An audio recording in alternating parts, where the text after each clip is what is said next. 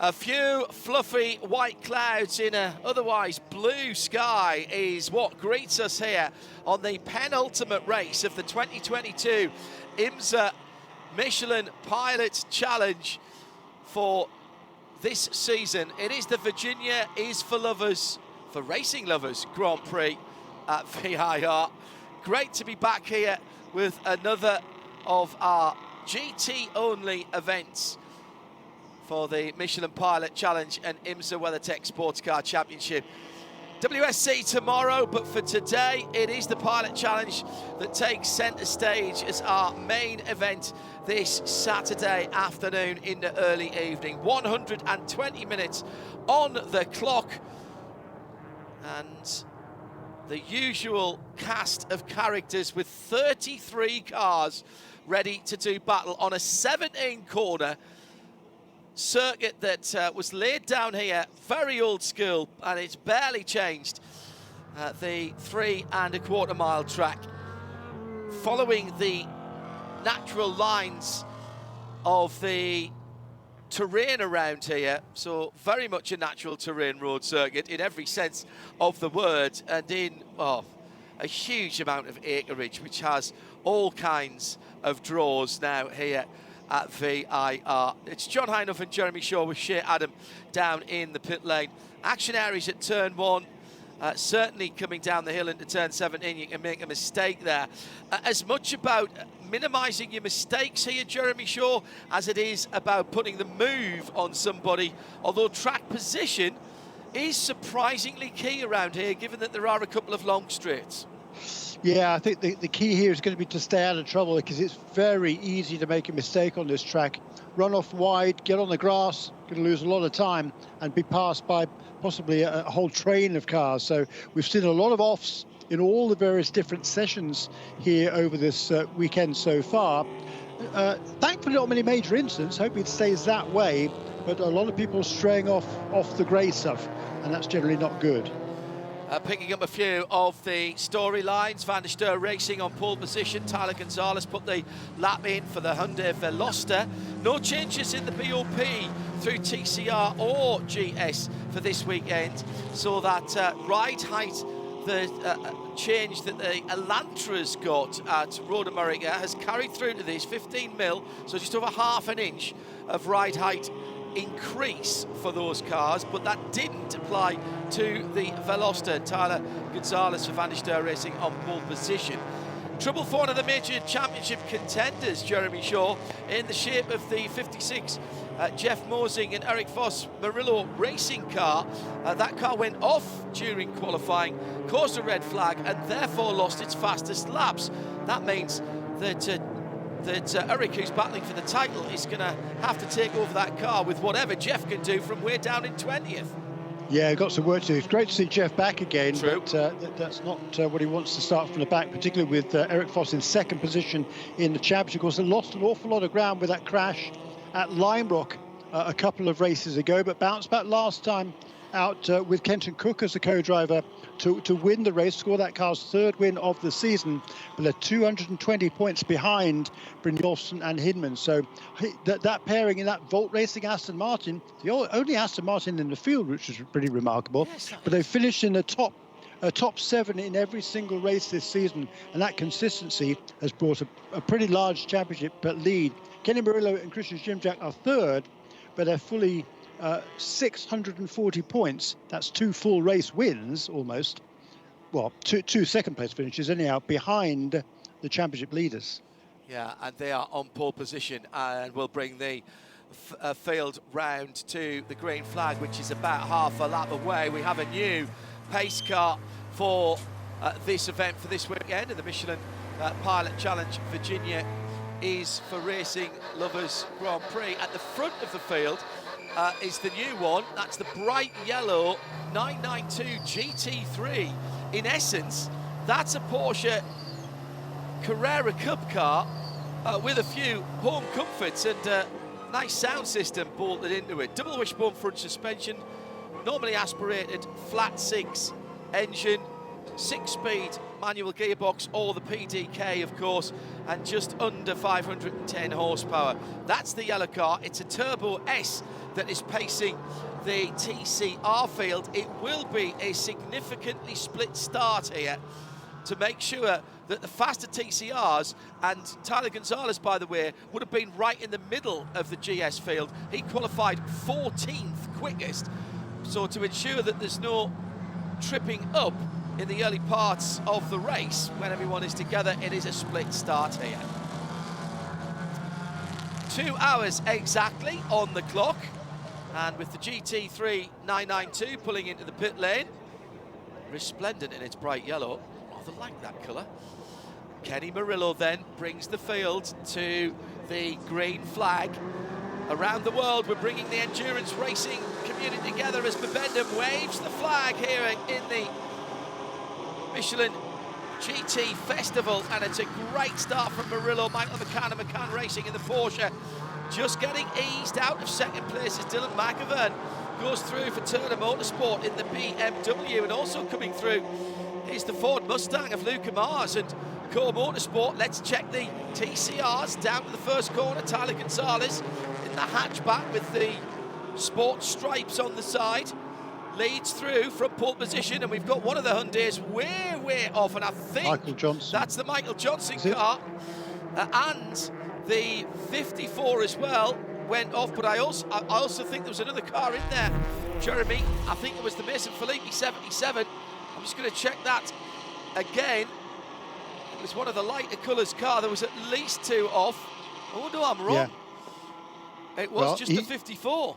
I think he got punted there by one of his teammates. They're diving up the inside of Michael Johnson, so he runs off wide there. So negates that great qualifying run that he had yesterday. Michael Johnson, for those of you not familiar, is paralysed from the chest down.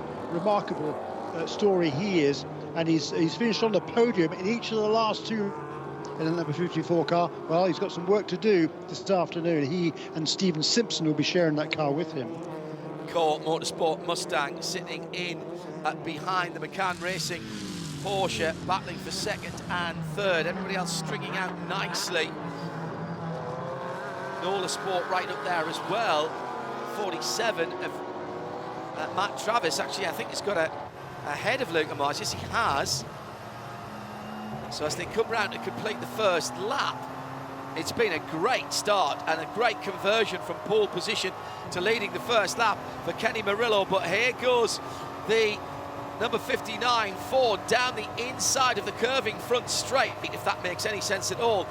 Nosed ahead before the stripe, and now has the opportunity to go down the inside, and a nice opportunist manoeuvre by Alfredo Nadri as well of Riley Motorsports Supra, who follows through. And Luca Mars has the inside for turns 3 and 4. Oh, and off for the number 96 Turner Motorsport machine. That's Finn Barletta, who was running in 14th. And at turn 1, he's facing the wrong direction and will now need to find reverse because he hasn't quite got the steering lock to get around. Meantime, the bright green Cayman, almost the Python green colour, is right there because they've served their drive-through after being put to the back of the grid. Now, did he jump or was he pushed, Finn Barletta? That's going to be a tough one for race control to look at. We'll leave them to that job as we concentrate on what's going on out on the track. Murillo by about a second in GS. In TCR, Jeremy Shaw, it's business as usual, which means everybody's battling from about first all the way down to about 6th or 7th position, all line astern, heading into Oak Street and already catching the back of the GS field. Yeah, the good news is that that the reason for the split start, which I really like, is the fact that the tail end of the GT4 cars, the GS field, has been a little bit strung out a bit, so there's not a whole gaggle of cars barreling into the first few corners together. So now these 2 leaders here, and into the slipstream there is Harry Gottsacker behind Tyler Gonzalez, the youngster there. Gonzalez, well, they're both youngsters really, but Tyler Gonzalez is still a teenager, just 18 years of age, from St. Cloud in Florida. Harry Gottsacker, he's 23 from New Braunfels in Texas, and they are going to pressure that Porsche Cayman of Ted Giovanis, and hopefully they'll get past him probably between turns 1 and 2. Hearing from Shea in the pit lane that there's an issue, potential issue brewing literally for Mark Wilkins in the number 33, Brian Hurt Autosport Elantra. Engine temperature issue, and I think actually this might be him coming into the pit lane. Yes, it is. Shea Adam is there, the Canadian Maple Leaf on the door mirrors of that car. Was this accident damage, Shea, or has he been off the circuit? Neither, John. It was just something that he noticed on the gauges, that the engine temps were spiking. So he did a very slow lap into the pit lane. They are topping him off with fuel just while they have the opportunity. Engine is still on because turning off and then back on a turbo car is not the easiest thing in the world. But the crew is going to work. They've got pliers and wrenches, and they're going to see if any of the hoses have come loose on this Hyundai Elantra. But this car, which has won twice already this year, has Mark Wilkins not sitting with Robert Wickens third in points. It's just Robbie on his own as a result of missing one of the races earlier on this year. But this is still not a good sign for the car sitting at third in the championship. And it was Murillo Racing number 56 that had the contact with Vin Barletta that spun him around at turn 1. That is under review at the moment. With a bit of luck, that'll just be an airlock, and they can maybe clear it by squeezing a hose or two and getting the coolant to move around. But if it isn't, I'm not sure what they can honestly do with that, Jeremy, whilst it's sitting there in the pit lane. They're having a look at the coolant top-up tank. He's just said it's an airlock. He's just said, I think there's an airlock. And that's why they're squeezing the hoses, trying to bleed the air, trying to push the air pockets out of that, as into the pit lane comes... Oh, well, that's a drive-through. That is the 56 coming through. So very, very quickly assessed by race controller Jeff Mosing then for Murillo Racing. With damage to the front, oh my goodness, a deranged front end to the front of that car. The Mercedes grille hanging on by a fingertip there. So fairly hefty contact, one might presume, Jeremy, that spun Vin Barletta around a couple of laps ago. Yeah, and it's not been a great weekend for Jeff Mosing. He's been out for several months up with a shoulder injury. Had an off yesterday, and he's had a very stout contact there. It's damaged the front end of that Mercedes, and I very much doubt that they're going to be able to complete this whole race with a car like that. So, yeah, what a disappointment for Jeff Mosing. He's a great character. Look at who's charging here, though. It's Luca Mars in that number 59 Mustang. He's made up a couple of positions in the first few laps. He's set the fastest lap of the race on lap 2 at 156.312, and he's now challenging Dylan McIvern for second position. And has, as you say, the fastest lap of the race. He goes to the left-hand side as they go through the final dip before turning onto the top of the roller coaster. About the length of the back straight behind them is the battle for the TCR class lead, and they are closing in on David Breuil in the Calimos Racing number 66 Porsche. And there's been a change for the lead as Harry Gottsacker has gone through to the lead in the 98 car, and that happened behind David Breuil as they went into Oak Tree. And maybe just a little bit of not inexperience necessarily, but just a wrong choice made there by Tyler Gonzalez. Jeremy followed the Porsche through when really should have been covered the inside, and Harry Gottsacker took the opportunity there very nicely, clean as you like, goes through into the lead of the class, but still in behind that very quick in a straight line Porsche ahead of them.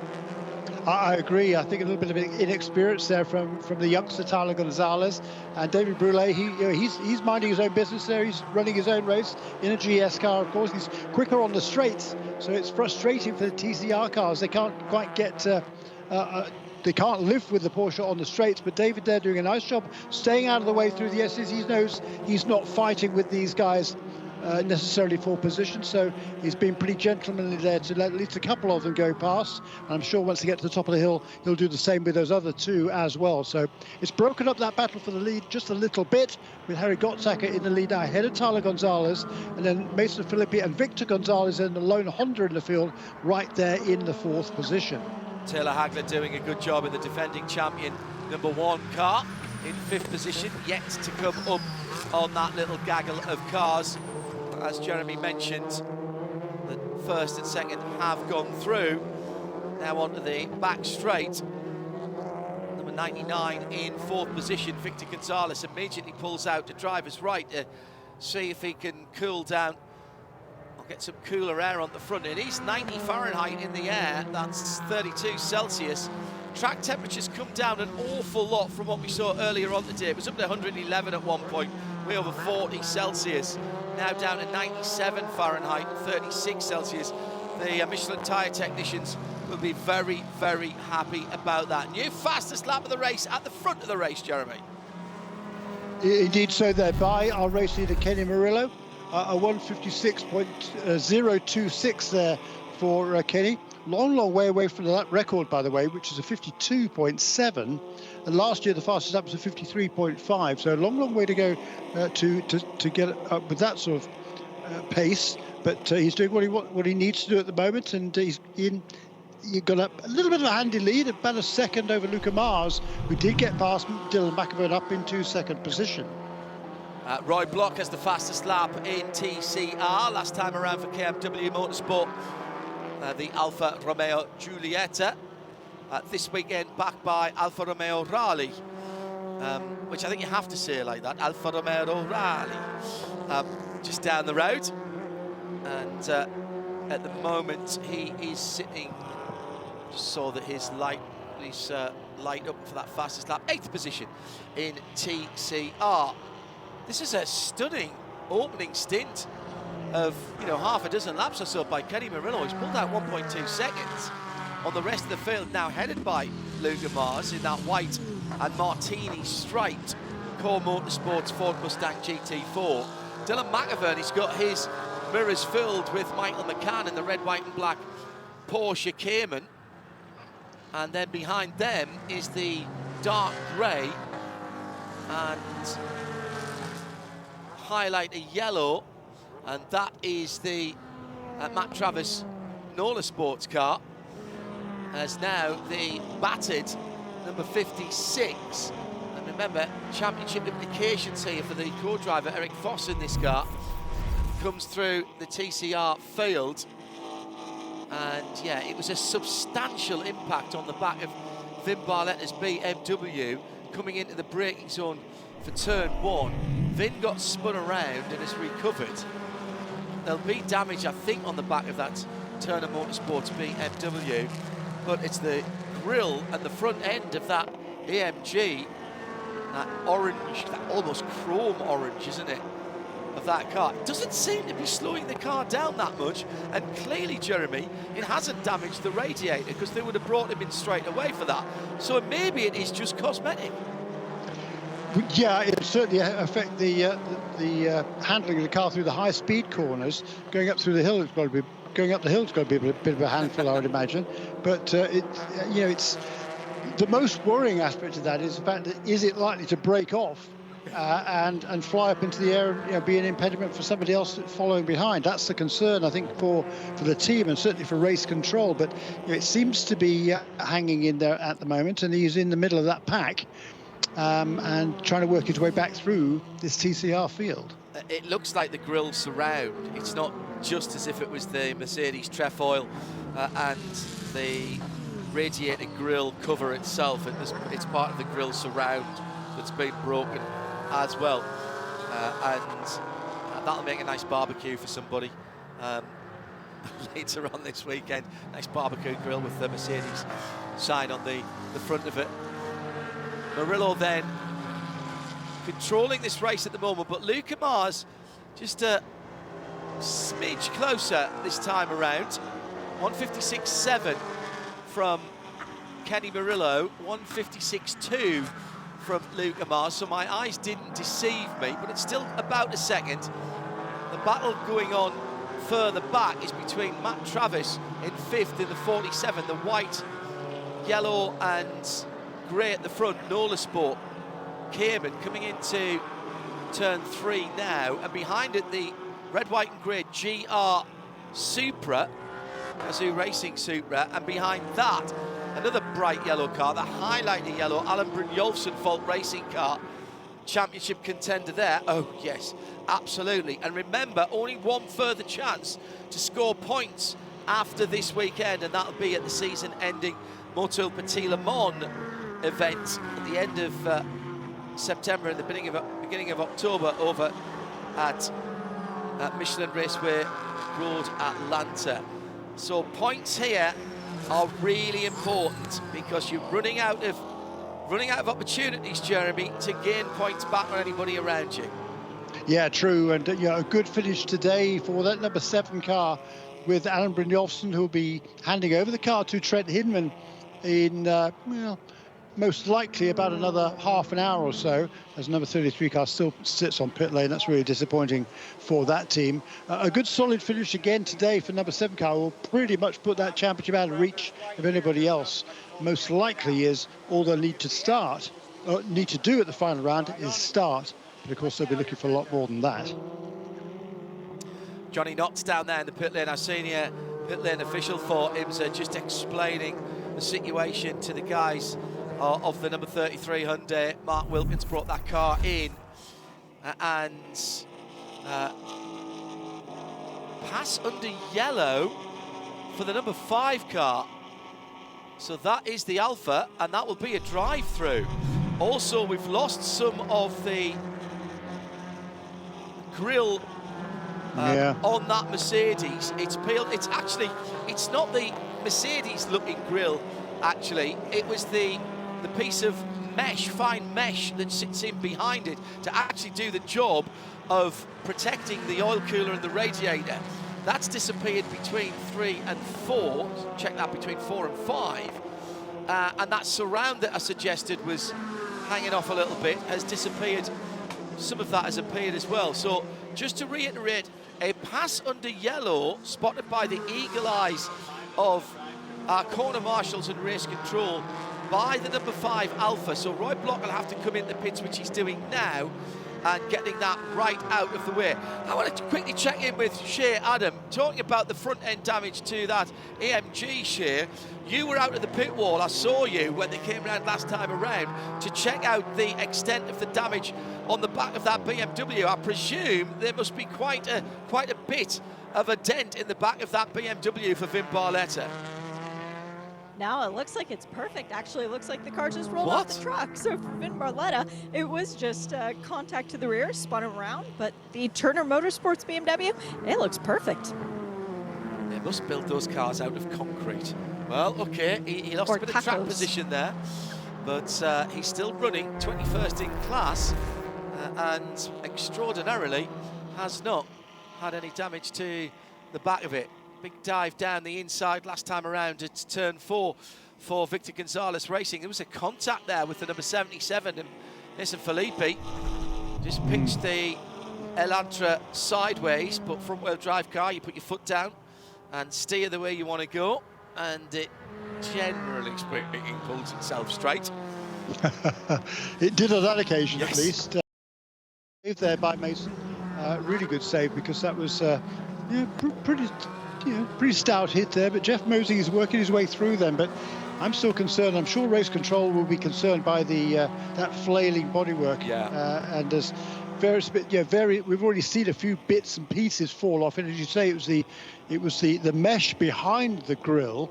But still, it's not good to have things flying off racing cars in the middle of a race. Yeah, there's bits of that car just peeling off. This is a fast circuit, and the rushing air going past those parts, it isn't designed to be in the air the way it's in the air, and the air's doing further damage to the front end of that car. As I said, it's cosmetic in terms of it's there to mount things onto. It's not structural. But clearly the air is not going around the front end and over the hood of that car, over the bonnet of that car, as it should do. It's also rather exposed the oil cooler and the water radiators at the front there to any debris that might get thrown up. So check in at the back of the field. We're coming up on 20 minutes of the 2 hours having been completed, and it is 8 seconds at the front of the field between first and second. Kenny Murillo with Luca Mars trying to chase him down for Core Motorsports, and Shea Adam is down in Fordland with Billy Johnson. It's a good thing anytime you can come down to Fordland. But Billy, this is a new driver combo. You and Luca Mars have been teammates for most of the year. What's it like actually sharing the car with the fast young kid? Oh, it's awesome. Really feel bad that Bob's not here. He unfortunately had that bad accident where destroyed the car and broke his hand. So always thinking about him. Hopefully he's doing well and watching the race. But yeah, Luca's definitely a very talented young kid. He's been doing a great job all year long, and really excited to be paired up with him in the car. And yeah, he moved up 4 spots or 3 spots, and he's sitting in second right now. And yeah, definitely opens up a lot more opportunities in terms of pit strategy for our team. But core guys just busted their butts to get this 59 ready for this weekend for me and Luca. Really thankful for all their hard work, and looking forward to seeing how this race pans out. Yeah, so are we all. We know that Bob McCallion probably at home watching on your normal full season co-driver. It's still the same group of guys though for Core. What's it like working with them for another weekend, only with one Mustang in the stable this weekend? I'm just so appreciative of all their hard work. We just had rotten luck all year long. We definitely have been a top 5 contending car. Definitely had some wins that should have been there, but just things did not go our way. So really hoping we get a solid result out of this weekend to definitely give the team the results that their hard work deserves. It's a perfect blend of youth and experience, former champion in this series. Billy, good luck today. Thank you. And unfortunately, John, I hate to tell you, the number 33 Hyundai, it's behind the wall. Yeah, I think the team have come to the recognition, Jeremy, that they're not going to be able to fix that on pit lane, if at all. And I saw Johnny Knotts having a word with him. He wasn't laying the law down. He was just saying, look, I really don't think you guys need to be here when we get round to pit stop time, and that's a ways away at the moment. But you know, it's a bit tight in the pit lane, so if you can't get it fixed, maybe it's a good idea to push behind the wall. I don't think there's anything wrong with that kind of conversation. It looked very amicable between the team and the official that's now in the pit lane. Yeah, completely agree with you. And just watching this lead group here, you know, the top 2 staying in pretty close contact there. The number 59 car of Luca Mars pressuring Kenny Murillo, then the 4 car battle behind them. Really cool stuff. Talking to Billy Johnson though, he's looking to currently he has scored the most wins in this championship dating all the way back to the year 2000 with 23. He shares that number with Matt Plum. He also has 49 top 3 finishes as Billy Johnson in his 135 previous starts, and he's looking to become the sole leader in that category as well. He currently shares it also with Matt Plum, coincidentally. But it's been a long time since Billy Johnson has been on the podium in this series. Of course, he wasn't eligible to compete because he was a platinum-rated driver when he was a factory 4 driver. There's a pit stop number 56. Murillo Racing just brought in that 56 Mercedes. Jeff Mosing stayed behind the wheel. They topped him off with fuel and pulled off carbon bits from the front of the car. They did put some Bondo tape on the front, the 100-mile-an-hour tape, to try and hold the nose piece that was flapping down a little bit better, but they only got the tape on one side, so we'll have to keep an eye on that and see if it continues to be a movable aerodynamic device for the Mercedes.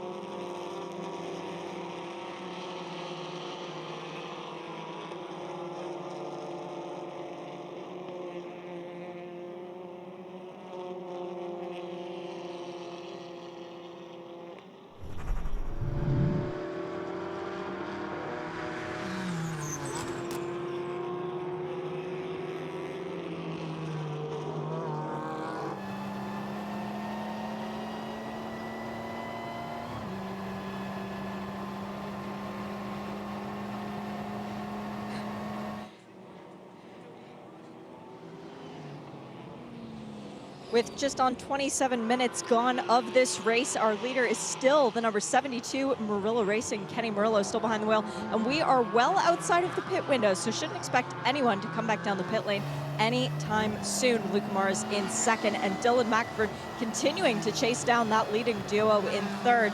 But what a good start we have seen so far today from Matt Travis in the NOLA Sport Porsche, as Alfredo Najri starts to drop down the field a little bit. Did he have an off somewhere around the track? I would imagine that he did, because he had been running up well within the top 5, now has dropped down to the 7th position. In TCR, it is still Harry Gottsacker for Team Texas leading the way in the Hyundai Elantra, ahead of the Veloster of Tyler Gonzalez, our pole sitter from earlier on in the day. In third in class and separated by David Brulé, still in that Porsche. Third in class, the Hyundai Elantra of Mason Filippi, and then Victor Gonzalez in the VGRT Team Honda in 4th position. Yes, Alfredo Najri definitely with the problems. He is going rather slowly through turns 4 and 5 around the track.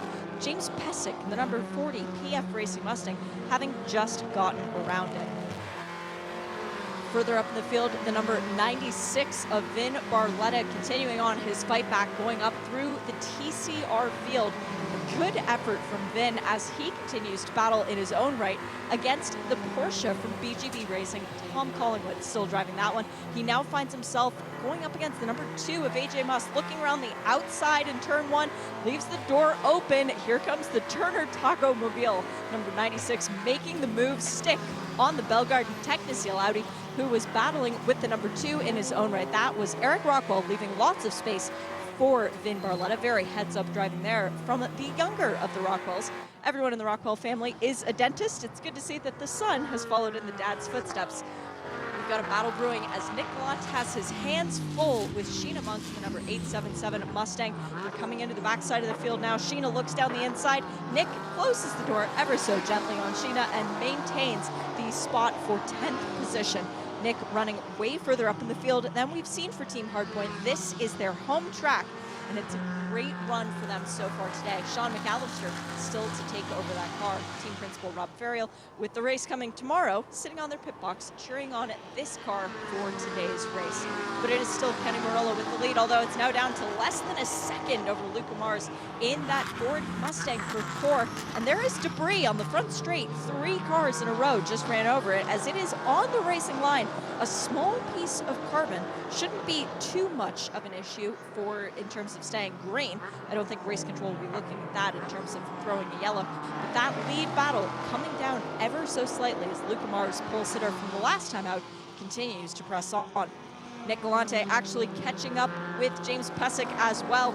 And there's a Porsche ahead of them for Team TGM. I think that is one of the Plumbs. Yes, it is. Hugh Plum, who started that car, who he in and of himself trying to chase down Michael McCann for the number 8 McCann Racing Porsche.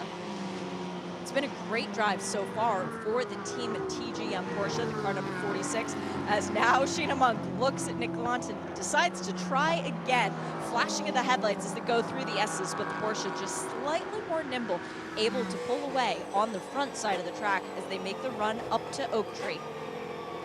Riding on board with James Pesic gives a good view of just what the drivers are able to see at this point of the race. And to be honest, the windshield not terribly dirty. It will get worse. James Pesic, who's going to be handing over to Joey Hand later in the race. Joey's one of those people that you always like to have in your back pocket as the second driver. With 30 minutes having elapsed, we have 10 more minutes to go before the window is open for the pit stops and the second drivers will start to be getting into their cars. Second drivers just now starting to make their comfort breaks and getting ready for the hour-and-a-half stint, or just on an hour and 20-minute stint, as it will be for them to take it to the checkered flag. In TCR, further back, we've got AJ Muss, Eric Rockwell, and Michael Johnson having caught back up to that duo now. Michael, remember, qualified very well. He's now just about 4 seconds behind those two. He was a lot further back earlier on, but that's a good drive back for Michael Johnson, who will be handing the car over to his longtime co-driver, Steven Simpson. Battle for the lead is down to 0.8 of a second now, so it's about a 10th of a second a lap. I don't think Luca Mars will be able to catch back up before the pit stop sequence begins, considering that lap times are about just on 2 minutes. That means we are about 5 laps away from the pit window actually opening. Harry Gottsacker with a nice lead over Tyler Gonzalez now that stretched out to just on 3 seconds between the pair of them. It was a lot closer a while ago, the last time I had checked. Dylan McIvern hanging out in third. No threat from behind for Matt Travis, but no threat ahead to Luca Mars either. Alfredo Nasri starting to turn in some really good times as he is right behind his teammate, Anton Diaz-Pereira. Now, they both drive for Riley Motorsports, but now they are in separate cars. Anton in a Mercedes, whereas Alfredo is in the Toyota still. Both of them started in the Toyota at the beginning of the year. Hugh Plum continuing to try and make a break for it, but he's not able to break away from James Pesic, who presses on forward, trying to reel in the Porsche little by little. Remember, both of the TGM cars started from the back of the field and have now worked their way up. Well, the 46 has worked its way up to 7th.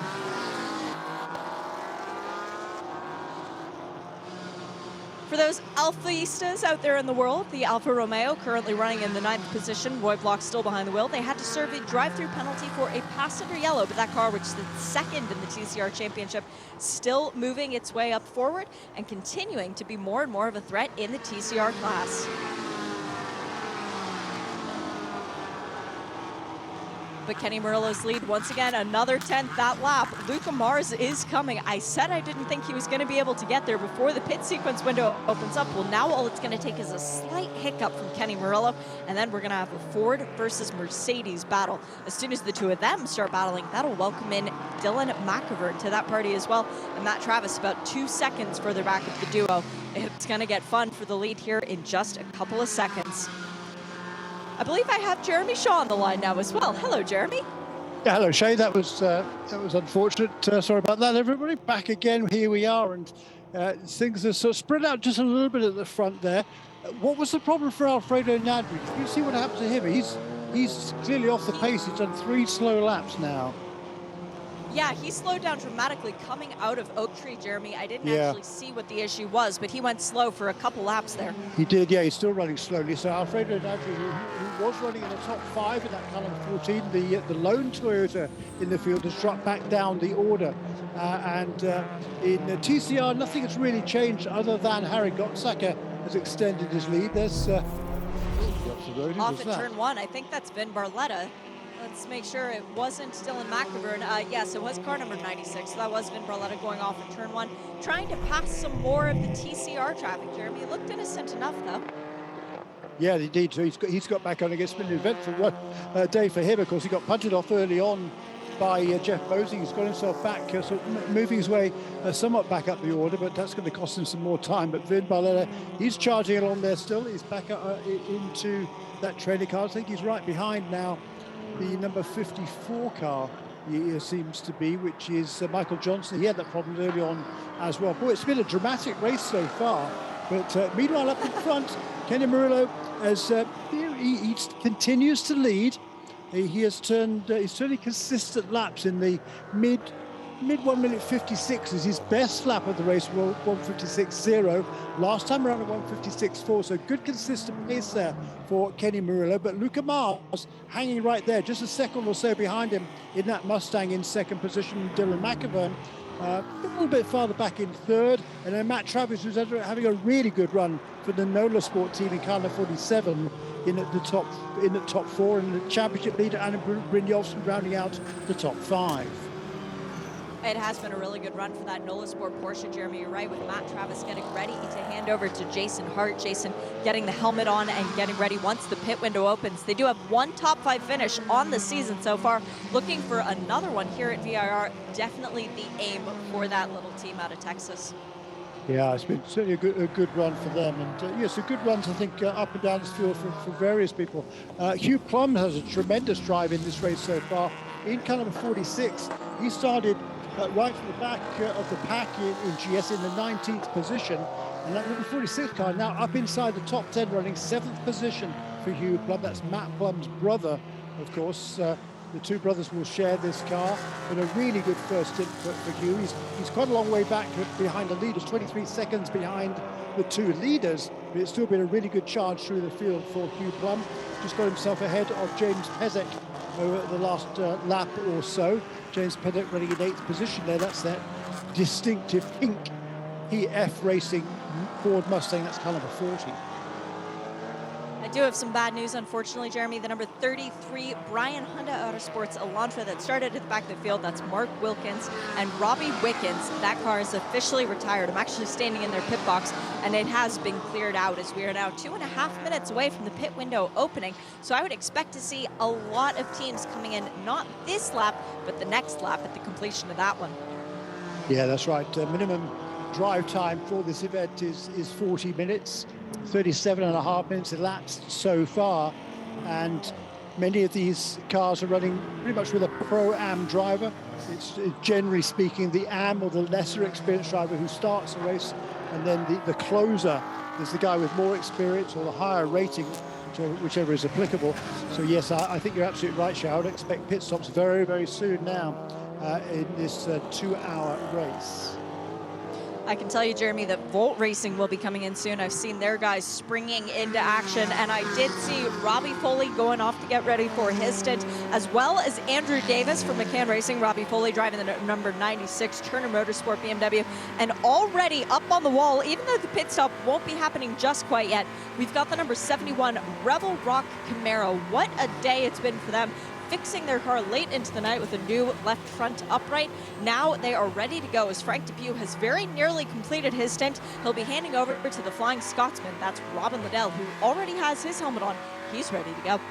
Yeah, he'll be hopping up aboard that car at the earliest opportunity. And that team, it's been, well, as usual, it seems a kind of a roller coaster season for that Rebel Rock team. But they had one win at Lime Rock Park a couple of races ago. Also had a couple of fastest race laps for Robin Liddell as well. He currently stands 5th in the championship despite all those ups and downs they've experienced this season. So Robin will be looking to get aboard that car soon. Frank Depew done a nice opening stint. He's kept that car within a minute of the lead despite starting at the very, very back of the pack. So it'll be job done for Frank Depew. Next time around, that car will be in the pit lane. That's car number 71. Yep, and I'm also seeing pit boards dangling out now. The number 66, that's David Boulay, who's done a great job for the Kelly Moss Porsche. We've got the number 64, Team TGM Porsche. They are ready to receive Ted Giovannis. And as mentioned, the Turner Mobile, the number 96, Robbie Foley is up on the wall as well. They will be pitting Vin Barletta as soon as that window opens. Hugh Plum's doing some really good lap times. He's closing in on Michael McCann, who's ahead of him in car number 8. That's the car that started on the front row. The really course car number 8 for Michael McCann, the McCann Racing Porsche 718. And Hugh Plum in the Team TGM Porsche started way behind him at the back of the pack. So that gap is not much at all now. Here we are coming up to lap. That'll be the number 72 car who leads, which is Kenny Murillo. Right ahead of him now is the one of the 2 sister cars. That is Brent Mosing. It must be. They've got a different car. Which is that car in front of them? Have they got a new? Okay, they've got a new front on that car, then, haven't they? In car number 56. Yes, beg your pardon. Into the pit lane comes the number 96, so Vin Barletta is the first pit caller on the day. Manages to make it in. Robbie Foley taking over. They do have new Michelin tires for this car. And Jeremy, yep, they just go by me on the front straight. That was Jeff Mosen getting passed by Kenny Murillo. Jeff needs to stay out for a couple more laps because of his trip down the pit lane. That's more time elapsed, meaning that his drive time needs to go a little bit longer because time on the pit lane does not count. We've also got Ted Giovannis into the pit lane. He'll be handing over to VIR favorite. That would be one Mr. Owen Trinkler. And Nola Sport into the pit lane after a great opening stint by Matt Travis. It's Jason Hart's turn. We've also got the 43 up on the wall, John, so we're going to see Sean Quinlan taking over, getting out, and handing over to Greg Leafouche here in just a few moments' time, Jeremy, as all the pit stops so far, very clean and under control, and I expect it's going to get a lot busier here in just a moment. Yeah, I think you're right. Some of the I think the leading cars, they're the first 2 or 3 at least. I don't think they'd quite met that minimum 40 minutes before they were able to duck onto the pit lane. But as you say, Matt Travis, he has brought number 47 car in. Sean Quinlan also into the pit lane, and unsurprisingly, car number 71 of Frank Depew also onto the pit lane. It's been a good, nice, clean 40 minutes to start this race. A good opening stint for pretty much everybody. A few little mini dramas here and there, but other than that, a good close race up front. Benny Murillo has led the entire distance from the pole position. Jeremy, there's left rear damage to the 71 Camaro, the Rebel Rock Camaro. The bumper is hanging off just a little bit. I didn't see this before when it was out running around the track, so I'm wondering if that's something that might have happened on the in-lap. But either way, they're doing the work to the car, changing all four of the Michelin tires stickers for Robin Liddell as the 43 Stephen Cameron Racing BMW pit stop comes to a close now. And right now, we only have the Rebel Rock Camaro on the lane. They have noted that the bumper was hanging down a bit. Looked as if they could try and pop it back in as if it was a bit of an errant Lego piece, and running back over to grab a piece of tape. Yeah, they are going to take the time and tape the bumper back on. Very smart work by this team to make sure that it does not come loose later and cause more of an issue for Robin Liddell. We do have the 56 onto the pit lane at this point in time. Jeff Mosing is in, so we're going to have to double check and make sure that he did meet minimum drive time, but that is handing over to Eric Foss, second in the championship, and a long way to go in this race to try and claw back points. Also into the pit lane, Dylan McAverd in the 95 Turner Motorsport BMW. He's handing over to Bill Oberlin. We've also got the number 22 Hardpoint Porsche. That is Fuel, and yes, they are doing a driver change. Nick Galante out and Sean McAllister getting in. Oh, and the 12 Mercedes is come down on the pit lane now as well. 21, excuse me, a little bit of dyslexia there. That is going to be a full service. Anton Diaz-Pereira getting out, Scott Andrews getting in, and he has been waiting for that opportunity for a very long time today. Let's make sure that the Turner BMW merges peacefully. Yes, it does, as Bill Oberlin does. And Capstone is also in with their Mercedes. That is a driver change. Chris Wilson taking over for Gary Ferreira. These couple cars have had a flawless season as far as the Bronze Cup is concerned. The number 11 Capstone Mercedes has been running in every race so far this season. And Jeremy, I'm pretty sure they've won every race in the Bronze Cup, haven't they? 6 of the 8, actually. 2 of them went to Brett Mosing in Tin Pro, but it certainly has been a great season for that Capstone team, Chris Wilson and Gary Ferreira. That number 56 car with that problems early on, yeah, they're going to bring it home, but it's looking better and better for the championship with this number 7 Volt Racing Aston Martin of Alan Brynjolfsson still out there running in the 3rd position in car number 7, doing a super job there. And hats off also, you just mentioned number 21 car on pit lane, Anton Diaz-Pereira. He's had all sorts of dramas over the last couple of seasons. That team, or that pairing, he and Scott Andrews switched from a Toyota to a Mercedes at the last round. Anton just feels so much more comfortable in this Jeremy. Mercedes. Yes.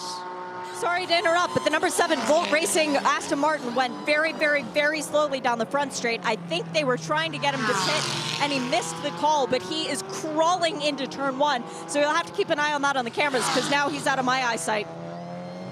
Wow, I mean, it surely can't have run out of fuel in that car, because they've only done 45 minutes. He should be able to do a lot more than that, but that car is clearly not up to speed. The championship leader, wow, they've had a flawless season so far, pretty much. But something has gone wrong there. I don't think he's going to make it round much further. He's brought that car to a halt, and that is going to bring out a full course caution. Yep, he needs a tow to come back in. I've just seen the hand signal given from Bobby V up on the Volt Racing pit box. That is our championship leader in massive strife. And just coming into the pit lane was the number 15 Bellegarde and Techniseal. Now, they made it in their Audi before the full course caution came out, but there was a lot of white smoke pouring from the left front of that car. Maybe there was contact at some point. I don't know what happened with Volt, but the crew is standing up on the wall completely and utterly befuddled. Jeremy? Yeah, that's really bad luck for that team, and it's extremely good fortune for all those cars that have already made a pit stop. If they've stayed on the lead lap, which is that most of them will have done. I'm not quite sure about number 71 car, actually. That might not have done. We'll have to wait and see when the cars pack up behind the safety car. But this is excruciating news here for Trent Hinman. He was just looking to take over this car. I'm sure he'd be planning to get in this car very, very shortly. They were trying to run a little bit longer now just to give them a slightly wider fuel window toward the end of the race. But it's backfired for this team. Whatever has happened, that car is ground to a halt out on the racetrack at turn 2. And he's going to have to get a tow back again, and that's going to put that car out of contention. So both of the top 2 cars in the championship have had problems in this race so far. And 3rd place in the championship, currently leading on the racetrack. So yes, it has been an interesting day. Volt Racing, by the way, telling Alan Brynjolfsson, stay calm, recycle the power. The car did just die for him out on the track. Yeah, and there's certainly a procedure he can go through there in the cockpit of this car to try and recycle that ignition, the electrical system, and try to get it fired up again. But these computerized systems on these cars these days, it's not quite the way it used to be, where you just sort of kind of flick a switch, maybe the master switch on and off again, and off you'll be able to go. No, he's under tow now, isn't he? That number 7 car. Yeah. It's going to come into the pits by the back door. And yeah, so that's a very, very costly problem for this number 17. It's been an absolutely tremendous season. I mean, finishing every single race in the top 7 positions. Their worst result was the season opener at Daytona, where they finished in 7th place. After that, they've had 2nd, a win, a 2nd, a 6th, a 3rd, a 2nd, and a 4th. That's a pretty remarkable streak in a series as competitive as this one. And bad news also for fans of Toyota. The number 14 Riley Technology car has just gone behind the wall. They entered the closed pit, made the hard right turn back to the garage area, so dramas for them as well. Wow, so the best of the TCR cars now running inside the top 10, by the way. Harry Gottsacco pulled out a bit of an edge over Tyler Gonzalez. He took the lead when they were battling traffic around about lap 4, did Harry Gottsacco. He's pulled out several seconds over Tyler Gonzalez, but that Van der Steur Racing Hyundai Veloster, the older car, still hanging in there in the 2nd position. Those two now running in 9th and 10th overall. And everybody now will pack up behind the safety car, and then the pits will be open. The pits are closed right now. Once everybody is packed up, the pits will be opened, and it'll be the GS cars will have an opportunity to make a pit stop at the first time around. The number 71 car did indeed go a lap down. By the time he'd made that driver change from Frank Depew to Robin Liddell, he's a lap down. That's the bad news. The good news is they will regain that lap when the other leaders come onto pit lane, but they won't leapfrog to the front like the cars that have already stopped will do. And by those I'm talking Bill Oberlin, Jason Hart, Tom Collingwood, that was a penalty. So the number 95 car and number 47 currently running in 11th and 12th positions on the road. They are the first 2 cars to have made their pit stop and stayed on the lead lap. Also Sean McAllister in the Hardpoint Porsche caliber 22. He's 18th at the moment, but 3rd of the teams that have already made a pit stop in this race. Will it move up Eric Foss as well, Jeremy? Because he was a bit further down the standings, having made a pit stop earlier on, Jeff Mosing, to do repairs for the crash damage.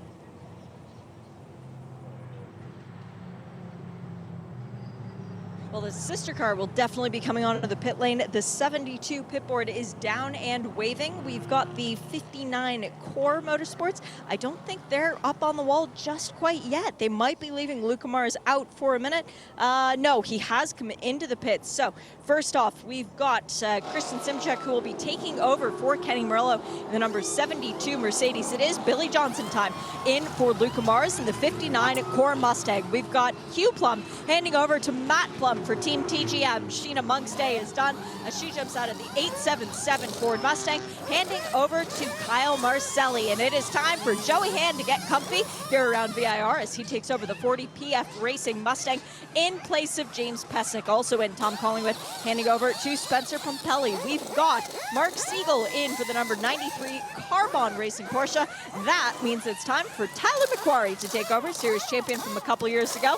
Number 8 McCann Racing Porsche also into the pits. That means that Michael McCann's day is done, and it's time for Andrew Davis. All of these cars that I have just listed off, fuel and tires, but the first car to get back rolling once again, brilliant pit stop by Dean Martin's boys and girls for Core Motorsports, the Mustang.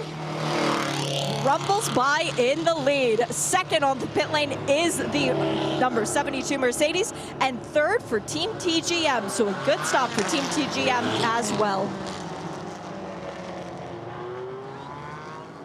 Wow. So that's a big turnaround. That did I see the Mustang get out? Did you say the Mustang got out ahead? Yes, you did. Yes. Okay. Well done. So a great pit stop there for the Core Motorsports team. That Mustang had been running in second place. A tremendous first stint for Luca Mars. He was too young to take part in the first race of the season at Daytona, but he had his 16th birthday on March the 8th, did Luca Mars. He's from Sewickley, Pennsylvania. That enabled him to make his debut in the second round of the season at Sebring. And since then, whenever he's qualified the car, he's been in the top 5 on the grid. That's pretty impressive, including a pole position. His first pole position, of course, last time out at Road America. Now, he tracked the leader there all the way to this first round of pit stops, and he's handing that car over to Billy Johnson, who knows how to get things done.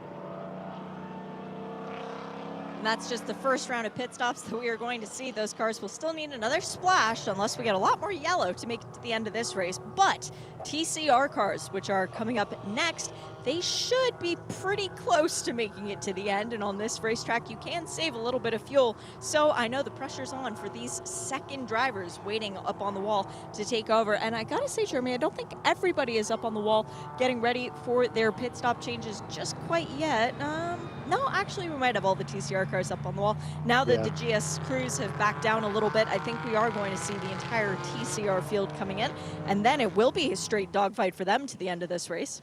Yeah, the only car that will not come in TCR, I think, is Denny Dupont in at number 15, because I think he had fallen a lap behind after making that stop. Certainly the race leader, he doesn't seem to have taken the wave around. So that car will stay out, and that will move him back on the lead lap when all the other TCR cars pit. But yes, I mean, Harry Gottsacker and Tyler Gonzalez, they're running now actually first on the road. They're behind a few of the GS cars that had been lapped, but they will be into the pit lane now. But they are leading the race overall, but will give up that lead of the overall race as they come into the pits at this instant. And that number 15 Audi will be staying up because that's the one that came into the pit lane with left front damage and a lot of white smoke pouring out from that corner of the car. Into the pits come our TCR leaders. Car number 98, the first one onto the pit lane, but one of the last ones to hit its marks because the box is so far down. It is Harry Gottsacker handing over to Parker Chase, and new tires going on the front of that Hyundai Elantra. We've got a driver change at the 77 as well. Tyler handing over to Tyler, so it's nice that that peaceful exchange is going on. For the number 19, that was a driver change going on down there. Just wanted to make sure I was right with Van der Stur. Rory has taken over for race winner earlier on today, Tyler Gonzalez. We now have a driver change, the number 54 Hyundai. That is Stephen Simpson taking over for Michael Johnson. Michael, who qualified super well earlier on in the day. Ryan Norman has taken over the number 2 Brian Hurd Autosport Elantra in place of AJ Muss. We've got an engine revving from the 98 Hyundai. This was the first one to come into its pit box, and Parker Chase waiting to take it out. His egress will be blocked a little bit, though, as he tries to rejoin the pit lane, and he joins right behind the number 19. So Van der Stur Racing back to the head of the TCR field. Third car off the pits.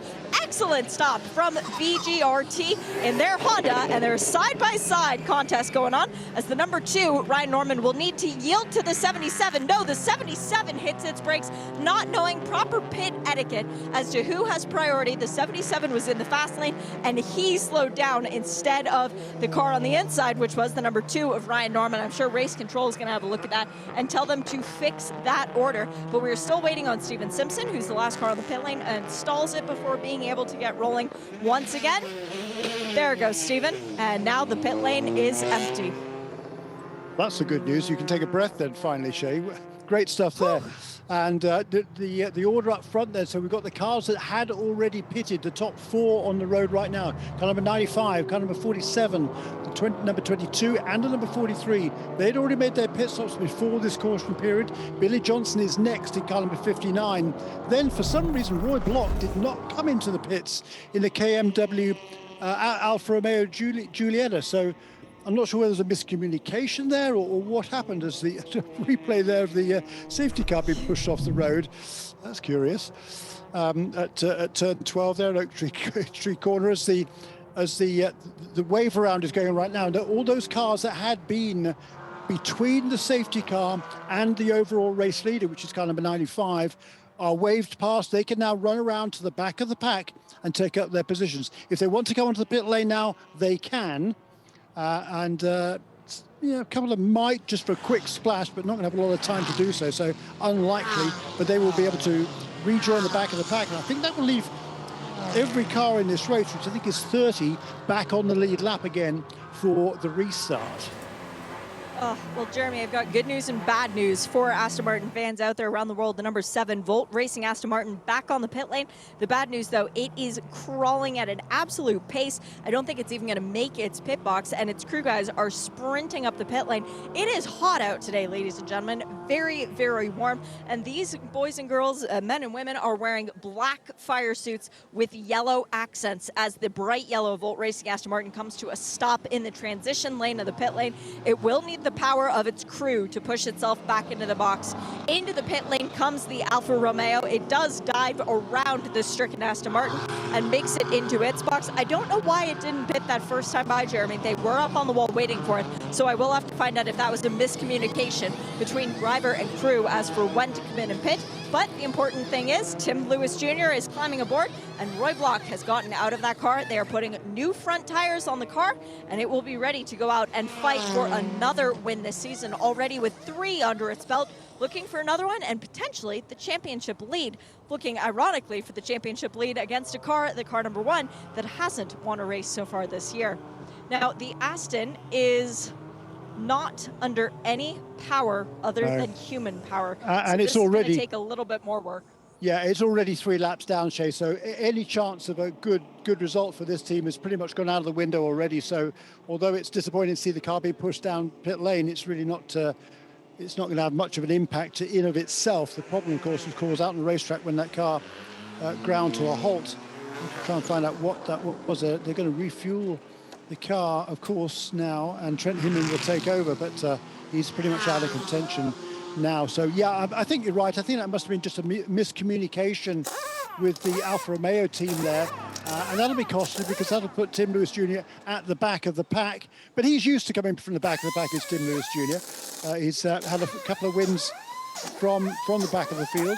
So that car is fast, he knows it's fast, and he'll be confident of moving his way forward once we get back to green. But during that round of pit stops in TCR, the Van der Steur racing team was able to get Rory Van der Steur back out ahead of Harry Gottsacker's number 98 car. So the pole sitter in TCR is now back in the lead of the class. And we did just have 4 cars come down the pit lane and take advantage of that opportunity to get a splash more of fuel. The first of which was the 21 Mercedes from Riley. That was also the first car to leave the pit lane again. The 96 Turner Motorsport BMW, the 11 Capstone Mercedes, and the number 64 Team TGM Porsche. They all came in, just splashed it, and then went back out. So look for them to possibly elongate their stint just a little bit more.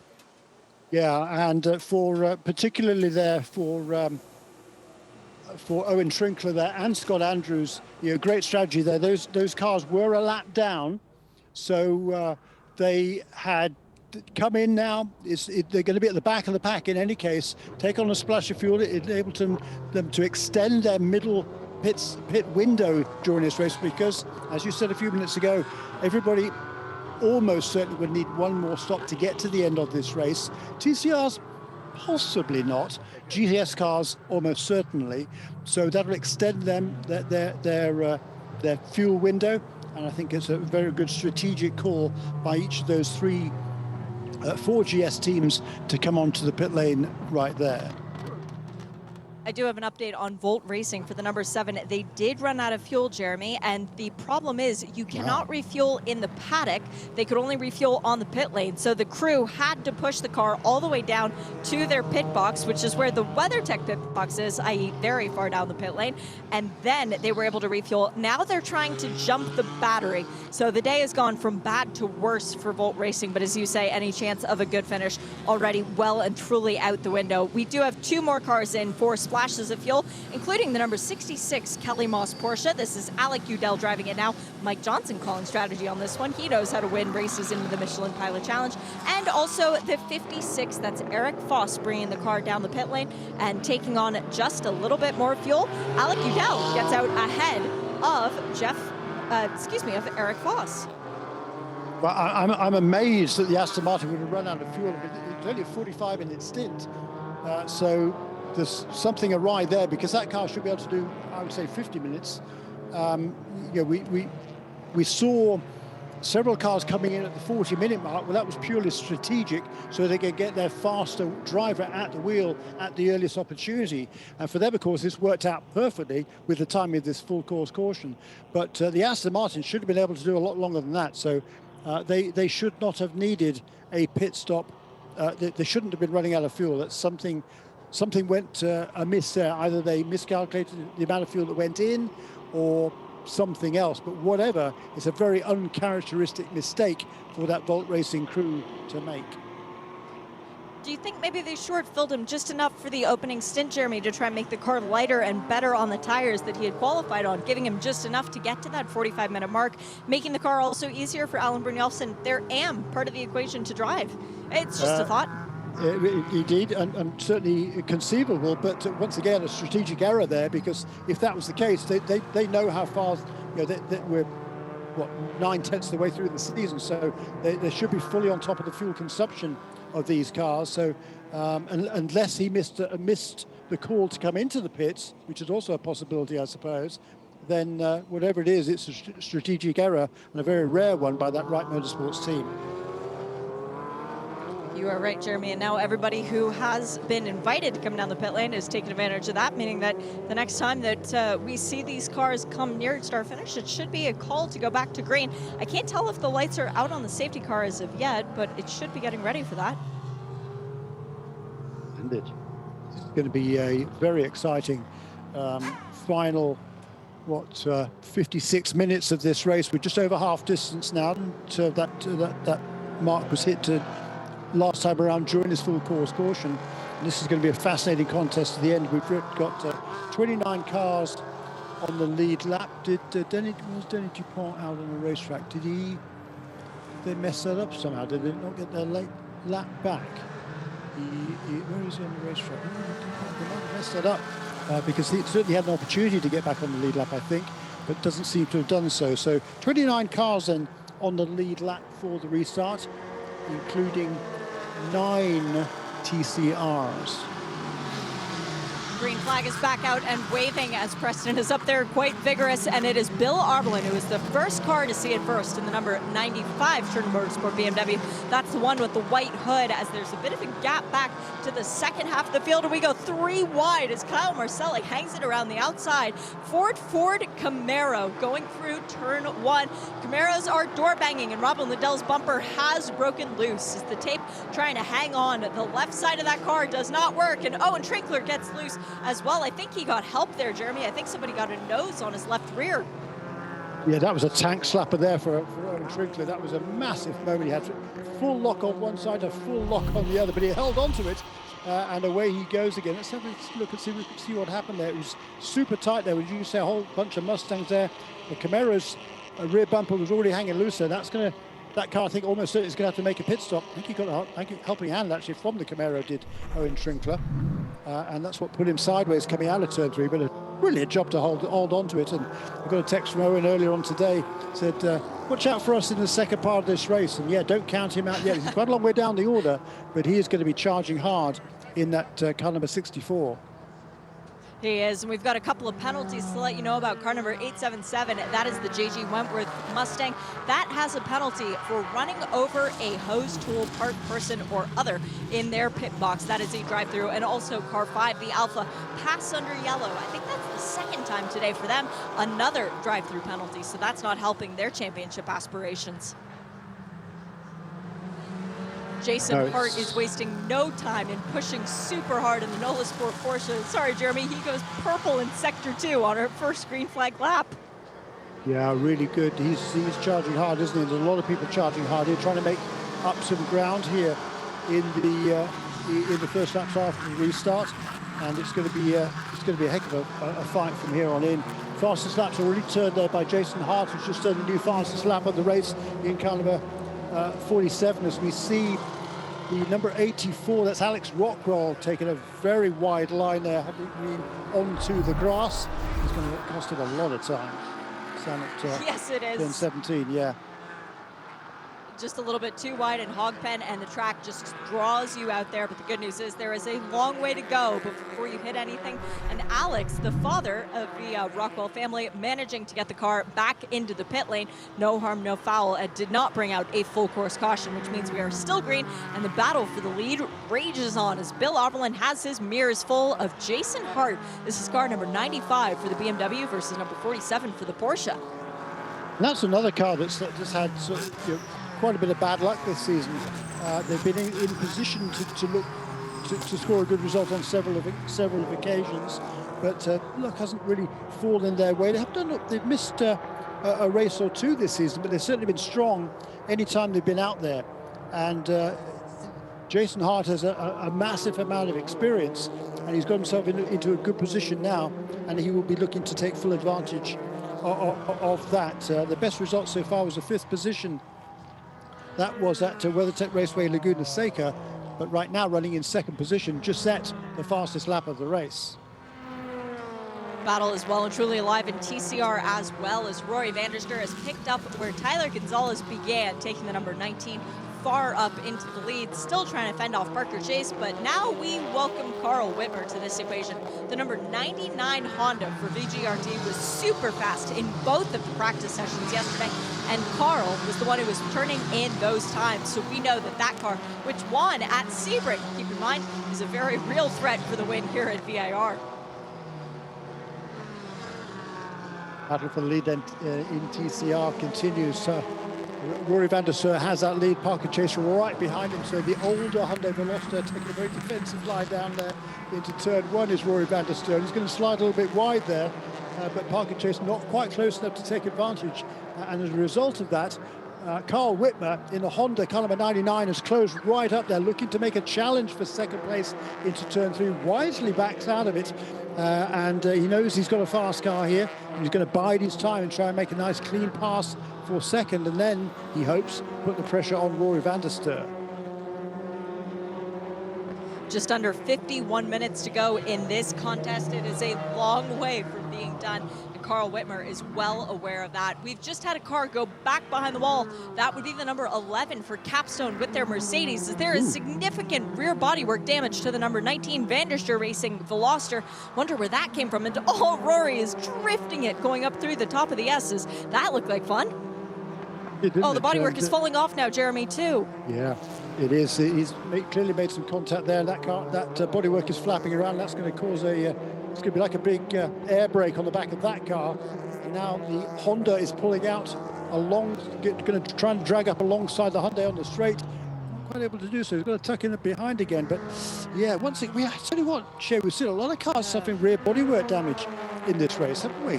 As the Elantra there, taken advantage of the fact that air brake on the Veloster has slowed it down significantly on the straights. New leader in TCR. Made a big difference. Yeah, made a big difference. Well, new leader has been restored in TCR, as the 98 is the only other car in TCR that has been leading aside from the 19. And where did the damage come from?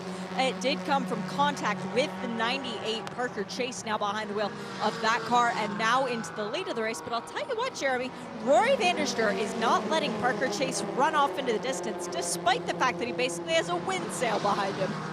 Yeah, he's gonna hang on there as best he can, but there was certainly some contact between the two, wasn't there, at turn 1 on that last lap? But Rory van der Steur was taking a very, very defensive line down there as well. So I'm sure the stewards will have taken a look at that incident to see whether there should be any blame apportioned. And right now, Rory van der Steur, he's getting defensive again now. He knows he's got a stricken car. It's another team that has had all sorts of bad luck, it seems, this season. And there's another bit of a bump farther back down the field. Robin Liddell running off the road there at turn 5. Or turn 4B, I guess it was. Trying to dive down the inside of Scott Andrews. Yeah, dive bomb him. Unless it was the other way around. When they crossed the line on the previous lap, Liddell was ahead of Andrews, in actual fact. Huh. Yeah, it could have gone either way, Jeremy, and perfectly fair. We'll have to wait for more information on that. But you mentioned cars number 98 and 19, both of the Hyundais, that incident would be looked at. And indeed it is. Race Control is taking another gander at that look as the number 19 of Roy Vanderster continues to drop down ever so slightly. And Carl Whitmer staring at the back of the car, trying to figure out a way past. The battle for the lead in GS, by the way, has not lessened up any. We still have Jason Hart half a second behind Bill Oberlin as the two of them pull ever so slightly away. But it is now the number 43, the Sean Quinlan, Gregory Leafouge racing for Stephen Cameron. That car is up into third with Billy Johnson in fourth for the Ford Mustang. Kristen Simchak, who took over the pole-sitting car, the number 72, the Murillo racing car that hasn't had an issue in this race. That is up in fifth as Matt Plum now in the sixth position for Team TGM, having gotten around hardpoint, the number 22 of Sean McAllister. And each of the top 6 cars turned their best lap of the race last time around, including Christian Simchak in the 5th position in car number 72, who's just set a new fastest lap of the race, 1 minute 54.795 for the 5th place car number 72.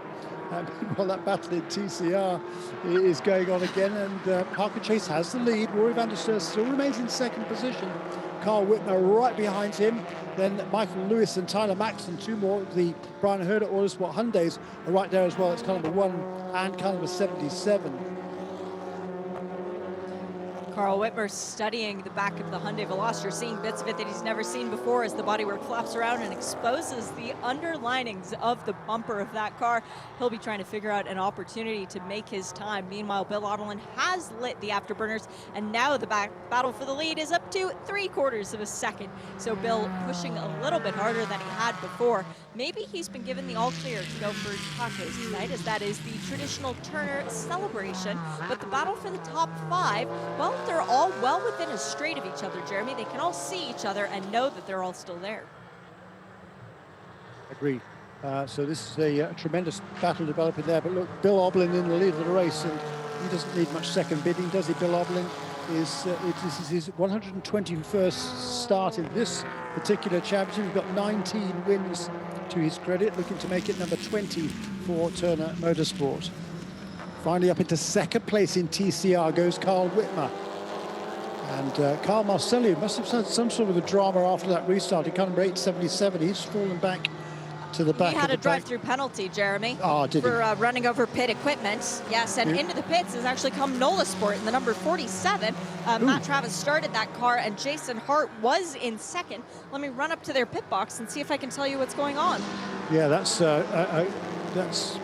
elevated then Gregory Leafouge, who finished on the podium last time around for Stephen Cameron Racing. And at number 43, BMW shares that car with Sean Quinlan, who drove a nice clean opening stint. But in the lead there is Bill Oberlin. Jay? Left rear tire for Jason Hart for the number 47. Oh no, they changed both of the left side tires. And we've got up on the wall Rebel Rock. They're ready to receive Robin Liddell and give him new sticker tires as well. Well, I'll tell you what, now we've got 45 minutes remaining in this race, so all the GS cars can get to the end from here. I think I would suggest that the Nola Sport team, recognizing that, come in, get fresh tires on that car, top it off with fuel, ready to go to the end from here. If there is a full course caution, that will possibly play out in their favor, assuming everybody else needs to make a pit stop as well, which I think, unless it's a long caution, they probably will. So they've got that pit stop out of the way. Maybe also Jason Hart reckon he was being held up a little bit by Bill Oberlin, so if he can get out in clean air, turn some fast laps, he's assuming Oberlin also has to come into the pits, which is more than likely, because he actually came in before that caution period, as of course did Jason Hart. They came in before the caution period race. That is why they're at the front of the field right now. So it's still strategy to be played out in this race. Yeah, and there is an oil pressure alarm that's going off on Robin Liddell's dash, so he is going to make his final stop sooner than later so they can do fuels, tires, and try and figure out if that oil sensor is a real issue or maybe just a false alarm. Yeah, he'll be certainly hoping it's a false alarm, but you can't afford to gamble on that one, that's for sure. But there shouldn't be any fuel issues. He is into the pit lane. Yeah, okay. No, not a fuel issue, but just the oil sensor issue. Brakes are actually steaming as the crew goes to work changing all 4 Michelins. And let's see, Robin is pushing buttons on the steering wheel. I can see that from here as the crew is doing left sides only. And yeah, now the hood goes up. They're going to have a bit of a gander at this one before they send Robin back out on the circuit. Wasn't very nice. Number 1 car ushering number 19 car off the road as they came down the hill. Left him absolutely no room at all there. Did the Hyundai Elantra driver. And the Veloster. No, that wasn't very friendly. No.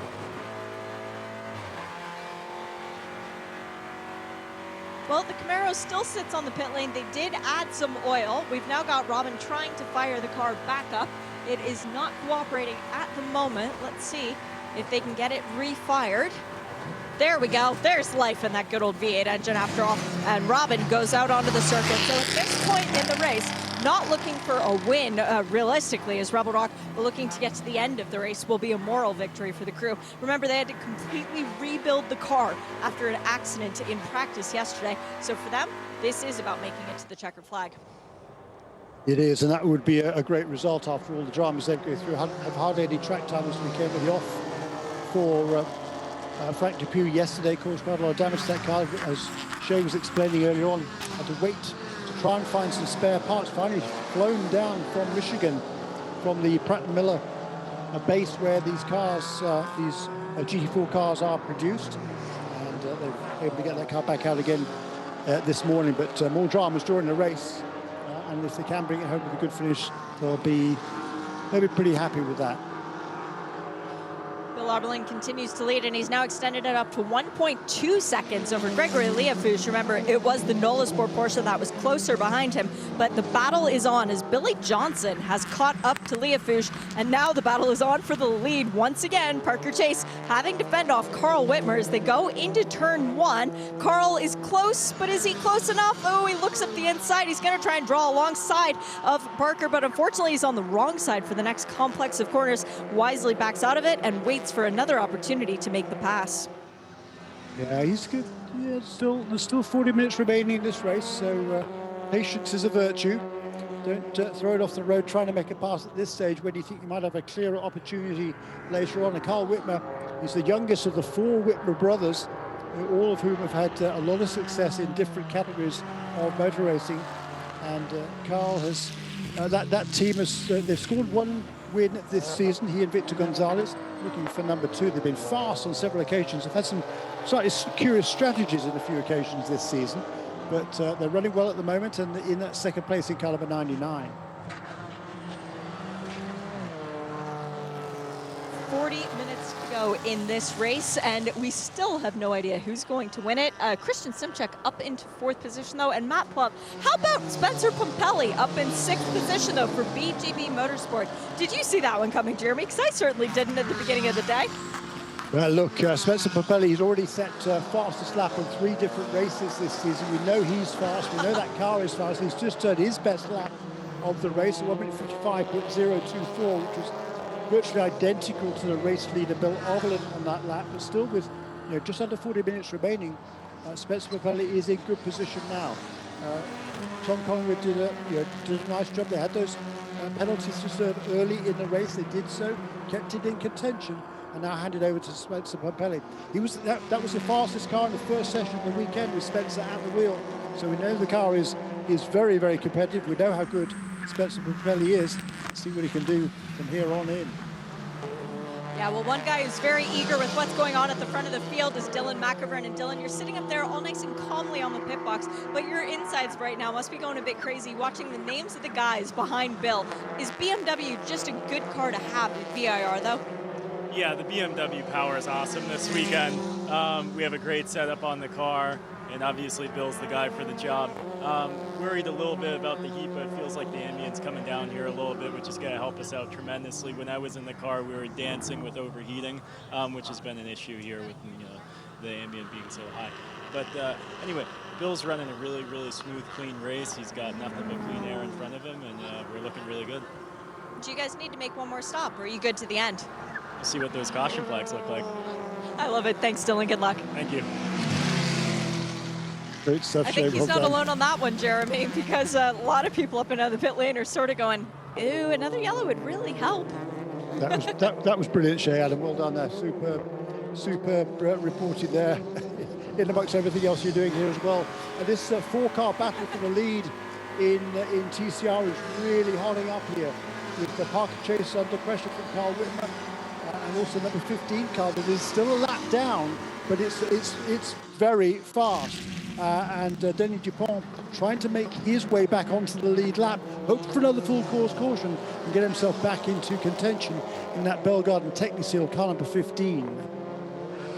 We're getting to the point now, Jeremy, where even if a full course caution came out, the pits would close and not necessarily open, and that would still help the competitors up and down the lane as somebody went off at the top of a roller coaster. I think they managed to recover, though, just a little bit of dust being kicked up. But yeah, it's that interesting crossover point where all of a sudden it's not wanting a full course caution to come out to be able to make another trip down the pit lane. It's wanting the yellow to come out so you don't have to make another trip down the pit lane. That's true, and I don't think the GS cars are going to be able to get to the end of this race without making another stop. So I'm looking back down the order. Where is number 47 car, Jason Hart? He's 53 seconds behind the leader at the moment. He's just turned his fastest lap of the race. That was the first car to kind of blink, if you like, and come in and make his second stop of the day. And it's going to be really interesting to see how that pans out in the closing stage of this race. We've got 6 minutes to go here before the 30-minute mark, and after 30 minutes, the final 30 minutes of the race, it'll be a short yellow. So as you suggested there, Shay, the pits will not be opened for pit stops. And that means 50 minutes that or 30 minutes at the end of the race. The first 15 of the race, the final 30. Final I think 30, is how it is exactly. in the rule book. I think so too. So if you're gambling on that for the GS cars, you need to make that decision really within the next 6 minutes. What was it you were saying earlier, Jeremy Shaw, about Billy Johnson looking to try and get out on his own in terms of podiums and wins? Well, right now he has a podium position, and he's looking at climbing up one step even further with the shot of chasing down Bill Oberlin for the win overall in GS for the Michelin Pilot Challenge. Billy Johnson looking to make history here today. He is indeed looking for that 50th podium finish, his 24th win, and he is in certainly a good position right now. He's just turned his best first sector time on this lap. In fact, the first 3 cars will set their personal best sectors on this lap in sector 1. It's only a fairly short sector, just around the first 3 or 4 corners, but still, they're on the gas, these guys. This is a real battle that is developing. Bill Oberlin, he's got a couple of second lead over the similar BMW to Stephen Cameron racing. That's Gregory Learfouge. But Billy Johnson hanging right there in 3rd position, and the car that has set the fastest lap, or had set the fastest lap of the race, was Billy Johnson. He's running, Christian Shimjack, or Billy Johnson and Christian Shimjack, both right there, 2nd, 3rd and 4th behind Gregory Learfouge. New fastest lap of the race, however, was set, I think, a couple of laps ago by Robin Liddell. Way down the order in that Rebel Rock Camaro. So clearly, even though it might have been damaged, it's still fast. And only with left side tires having gone on that car as far as stickers are concerned. So Robin Liddell is pumped up and trying to put on a show in that Camaro nonetheless. This is a track that's very special to Rebel Rock. I remember a few years ago, he and Andrew Davis sharing the car, Robin and Andrew that is, and they drove all the way back to 3rd place finish after what wasn't a stellar pit stop for the crew. They've come a long way since then, winning several races in several very impressive venues, including Landmark Park, Canadian Tire Motorsport Park, but does not seem that they will be adding VIR to that roster today. Neither, it looks like, will the Vanderster Racing. It was a very impressive qualifying for Tyler Gonzalez and a good pit stop that puts Rory Vanderster back out into the lead of TCR before the bodywork damage to the right rear of that car. That car is going to be coming down the pit lane here shortly, though, Jeremy. And it looks like they are going to try and address the bodywork damage to the Veloster, as it has just become a bit of a parasail at this point. Yeah, that's really unfortunate again for them. But again, perhaps that defensive line for Rory Vanderster might not have served him too well at the end of the day. But it's still in the lead of this race. Is 2 BMWs running out front. And Bill Oberlin for Turner Motorsport in car number 95. Gregory Learfouge are holding on ahead of the Ford of Billy Johnson and the Mercedes of Christian Schimjack. And then a gap back of about 6 seconds now to the 5th position car. It's Spencer Pumpelly. Last time around, he's found a way past Matt Plum in the Team TGM Porsche. So there's 2 Porsche Caymans, Porsche 718s exchanging positions last time around. Spencer Pumpelly up into 5th. He's got about 6 seconds, though, to make up, to catch these leaders who are heading now towards the roller coaster on their 41st lap. Spencer Pumpelly, a former series champion, though, he is proven and he knows how to catch the leaders, and once he catches them, he will know how to pass them. Got a little bit of ground to make up, but in Spencer we trust as far as BGB is concerned. All right, the tire change was done for the Van der Stur Racing Veloster, and they didn't do any tape to the bumper, but Jeremy, I think they pulled off a little bit more of the body wreath that was straggling around, if you will. But the battle that we need to keep our eyes on is for second place. They are catching Bill Oberlin just ever so slightly, but they have a laps down TCR car ahead of them as well. So let's see which of them is able to get through the cleanliness. Oh, they split the Audi. No, Billy Johnson thinks better about that. Oops. And tucks back in down behind the BMW, but there's contact. And it is, unfortunately, Gregory Leofouge who goes around that Audi, having to take to the dirt in turn 1. Yeah, wow, that was a, I think there was a little bit of contact here, some battling also TCR, so the teammates going together there. That's the number 1 car of Michael Lewis and Parker Chase. That is for the lead in TCR. Michael Lewis, the defending series champion and points leader coming into this weekend. As you said earlier on, Shea Adam, he does not have a win to his credit. He and Taylor Hagler, but they're now in the lead of the race for the first time today.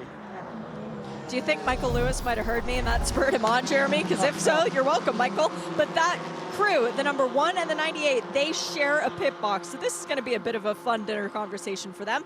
Another replay of the contact. There definitely was some hip and shoulder between the BMW and the Ford.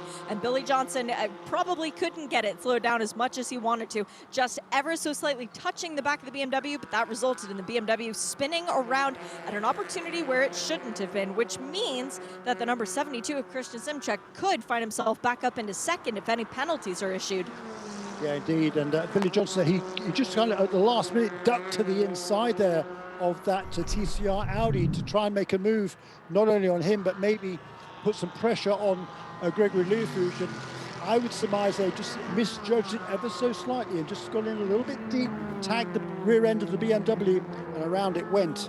And the stewards will certainly be looking at that. It is under review from race control, and I'm sure they'll be making their decisions pretty quickly, haven't they, in this race so far? They've made a few decisions so far, which resulted in penalties. But now Bill Oberlin's lead has extended just a little bit. It's still at less than 2 seconds. It's been pretty much the same for the last half dozen laps or so, varied by a tenth of a second or so. But Billy Johnson now up into second position, but Christian Schimjack right there behind him. And Greg Leofouge comes into the pit lane in that number 43 BMW for Stephen Cameron Racing. Let's see, a little bit of a damage in the form of a ding to the right rear bumper of this car. They are doing sticker tires on the left side, so that will be the change as well. But yes, there is definite contact, enough to actually peel the wrap back off the bumper. So sticker left side tires for Greg Leofouge, but he's going to be fuming behind the wheel of this car. They had their best finish at Road America the last time out. Not going to be improving upon that second place today. No, they're not, and he will be fuming. You're absolutely right. And penalty, instant responsibility, drive-through penalty for Billy Johnson at car number 59. There it is. Again, a replay. He dives to the inside of the Audi. He's at that point is at least two car lengths behind the BMW. Dived to the inside, just left his braking too late there. Just, it was a miscue by Billy Johnson. He certainly didn't do it on purpose, but it was a mistake by Billy Johnson that had big effects there for Gregory Leofouge and that Stephen Cameron Racing BMW. And he won't like what happened there, Billy Johnson. He'll put his hand up and say, yeah, that was my mistake. And he's going to come in now and serve that drive-through penalty. That is going to take that car out of contention after a brilliant performance by young Luca Mars once again in the early stages of this race. He's going to stay out, is he? Okay. Yep, he stayed out that time around. We do have a crew up on the pit wall again, Jeremy, though, as these teams are starting to realize that stretching it to the end of the race might be cutting it a bit close. I think it's Carbon this time. Tyler McQuarrie, yes, indeed, in the Porsche number 93, coming down the pit lane. This should be fuel only. Let me take a look. I do not see tires up on the wall, so yep, I think it's just going to be a splash of fuel for Tyler, and then he'll head back out onto the racetrack. But you're completely right, Jeremy. Billy Johnson is not a malicious driver. He would not try to spin anyone out of the way. He wants to pass them fair and cleanly. So Billy will be not very pleased with the penalty, but he'll certainly feel that it wasn't given in a completely undeserved situation. Yeah, I think you're right. So he's going to resume now right at the back of the pack in GS. Meanwhile, this battle for the lead in TCR continues. Michael Lewis having gained that advantage a couple of laps ago. He's now got his mirrors full of his teammate. Parker Chase is still right there in car number 98, the car that was leading before Lewis made the move. But also Carl Whitmer is right there, as is Ryan Norman. Well, he's not too far behind, and Tyler Maxson is certainly right there, number 77 car. In amongst that pack is number 15 car that's still trying to get his lead back onto the lead lap in TCR. It's actually splitting up the leaders. Yes, that's a very good point, Shay Adam, because that number 15 car has got between now Michael Lewis in the lead and Parker Chase in second place. Very good point. And remember, Jeremy, at the end of this race, we're going to need our nominations for the Michelin moment of the race in both GS and TCR. So just putting that out there so you can start to think about that, because I certainly don't know which one I'll go for as of yet. But it has been an eventful race. We're getting the number 7 Volt Racing Aston Martin Championship leader coming into this race. Will be coming back down the pit lane. It looks like a splash of fuel for them as well. So a lot more GS cars realizing that this race could stay green and deciding not to take the gamble, but rather to bring their cars back down the pits. I'm wondering if this is going to have any sort of effect for the cars that splashed at the end of the caution, choosing to take that one more opportunity for maybe one more lap worth of fuel. Could that come in to play the difference at the end of this one? Well, we'll have to keep an eye on the 96 Turner Motorsport BMW. That's Robbie Foley behind the wheel of that one as of now. And also, who was it that came in at that opportunity? I think it was the 64 for Owen Trinkler with Team TGM, but just waiting on fuel. No tires for Volt Racing. It's going to be fuel only. And there we go already. Trent Henman back out. Yeah, that car well out of contention already, of course. But, you know, Bill Oblin, he's just turned his fastest lap of the race. We've got 25 minutes remaining, so either he knows one thing for sure, we don't at this stage. He knows either he can get to the end, so he's going to go flat out now, or he needs to make a pit stop, which is going to go flat out now before he makes that final splash and dash to get to the end of this race. But in the meantime, Christian Shimjak has just reset the fastest lap of the race in that third place car from Murillo Racing in car number 72. The California 1:54.424 for Christian Shimjak. The team's definitely been on the radio to him to let him know that Billy Johnson has a penalty coming and not to fight him if he does manage to get up to the 59 Ford Mustang. But still, Simchek knows that the yellow car is the one that they are really chasing for Bill Oberlin out in the lead of the race. And Kristen Simchek knows that winning the race today is the best gap down to the championship, as into the pit lane does come Billy Johnson to serve that penalty, leaving the 72 out there to fight its own destiny. Yes, indeed. So this is going to be interesting now with Shimjak in clean air. Is he going to be able to reduce that deficit to the leader? In fact, he already has done.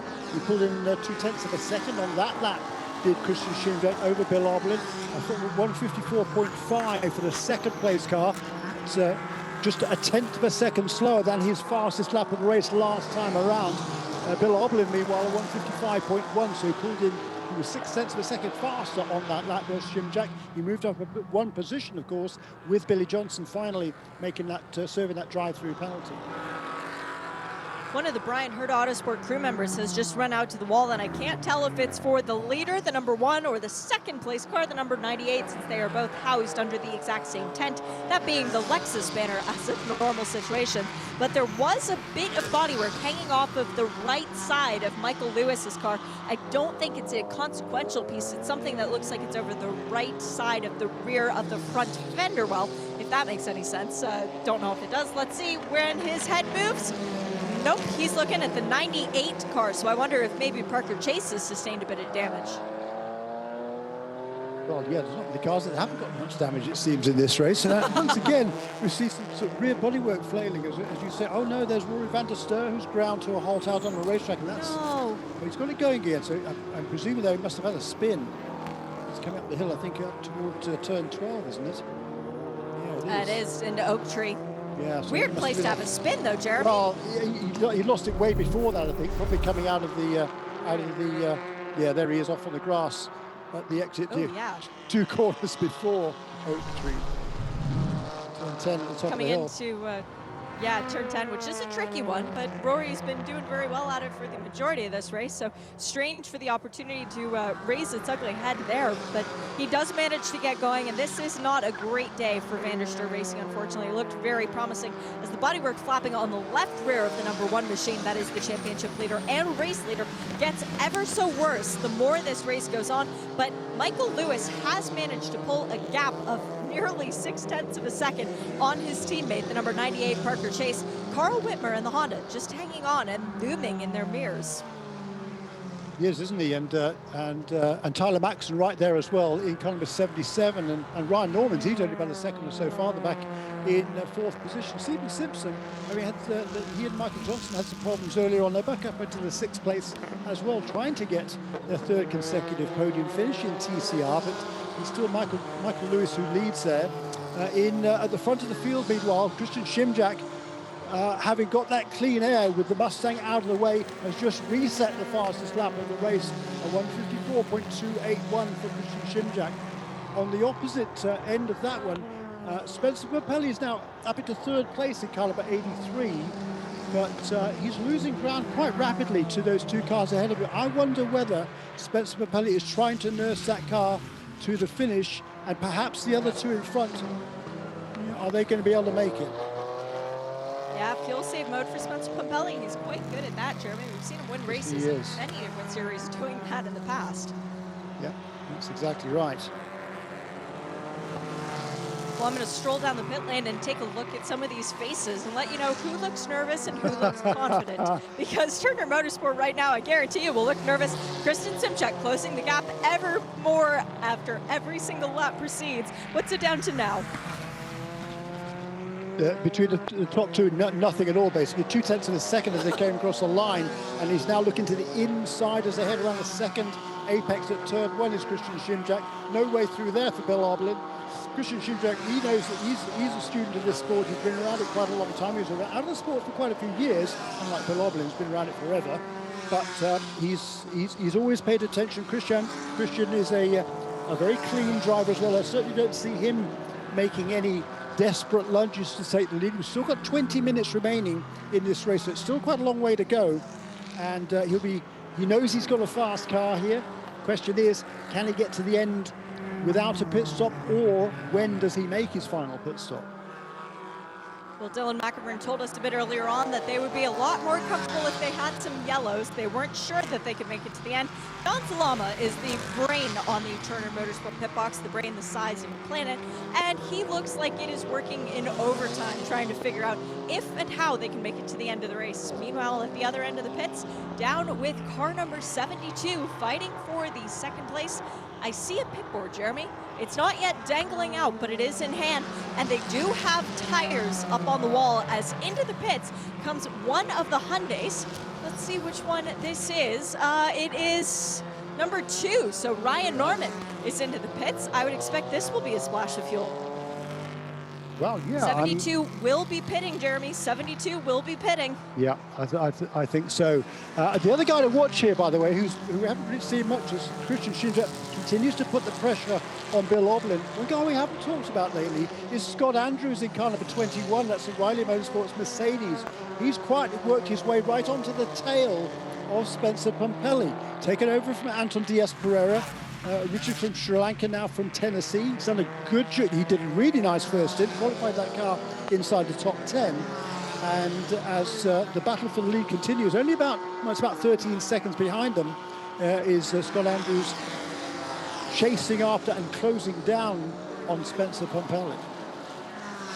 It was just a splash of fuel, and it looked like one tire for the number 2 Honda of Ryan Norman, but it did not seem to be a planned stop, so I think that might have been a tire issue for them. Yeah, I think you're probably right, Shay, because I would have thought the TCR cars could have made it to the end. I don't think they would have needed another splash of fuel. It was 55 minutes to go when we went back to green after that lone caution period right in the middle of the race. I don't think they would have needed to make a pit stop, so I think that's an unscheduled stop for car number 2. Misfortune for them. Yeah, and we've also got more cars starting to move their crews up onto the pit walls. I see hardpoint on the wall for car number 22. That looks like it's going to be a splash of fuel only. TGM, no movement as far as refueling as of yet. So the 64 and the 46, both of which came into the pits for a splash of fuel before we went back to green, they might just be pushing it.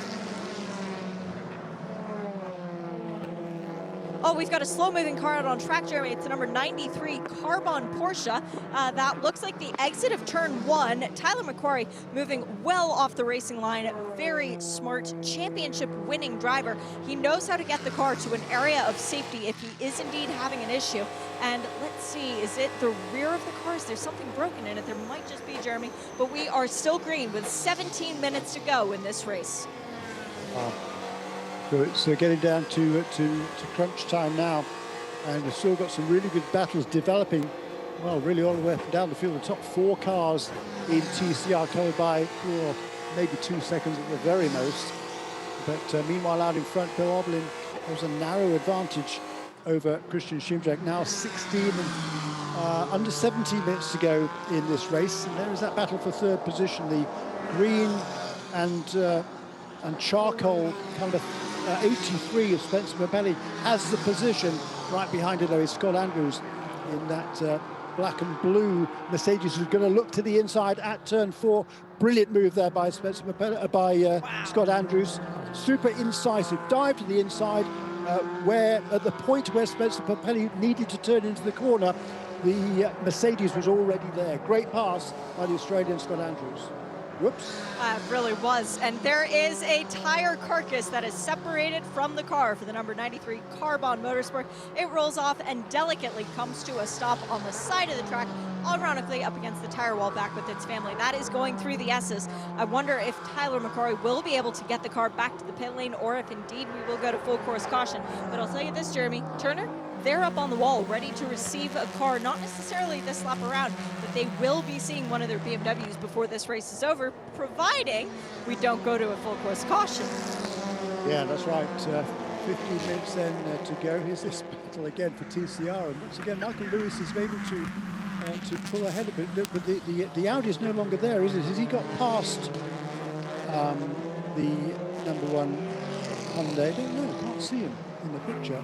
But certainly Michael Lewis has drawn out a little bit of an edge now over these 3 cars that are battling for 2nd place. Number 99 now is ahead of the number 98. So that is a change of position.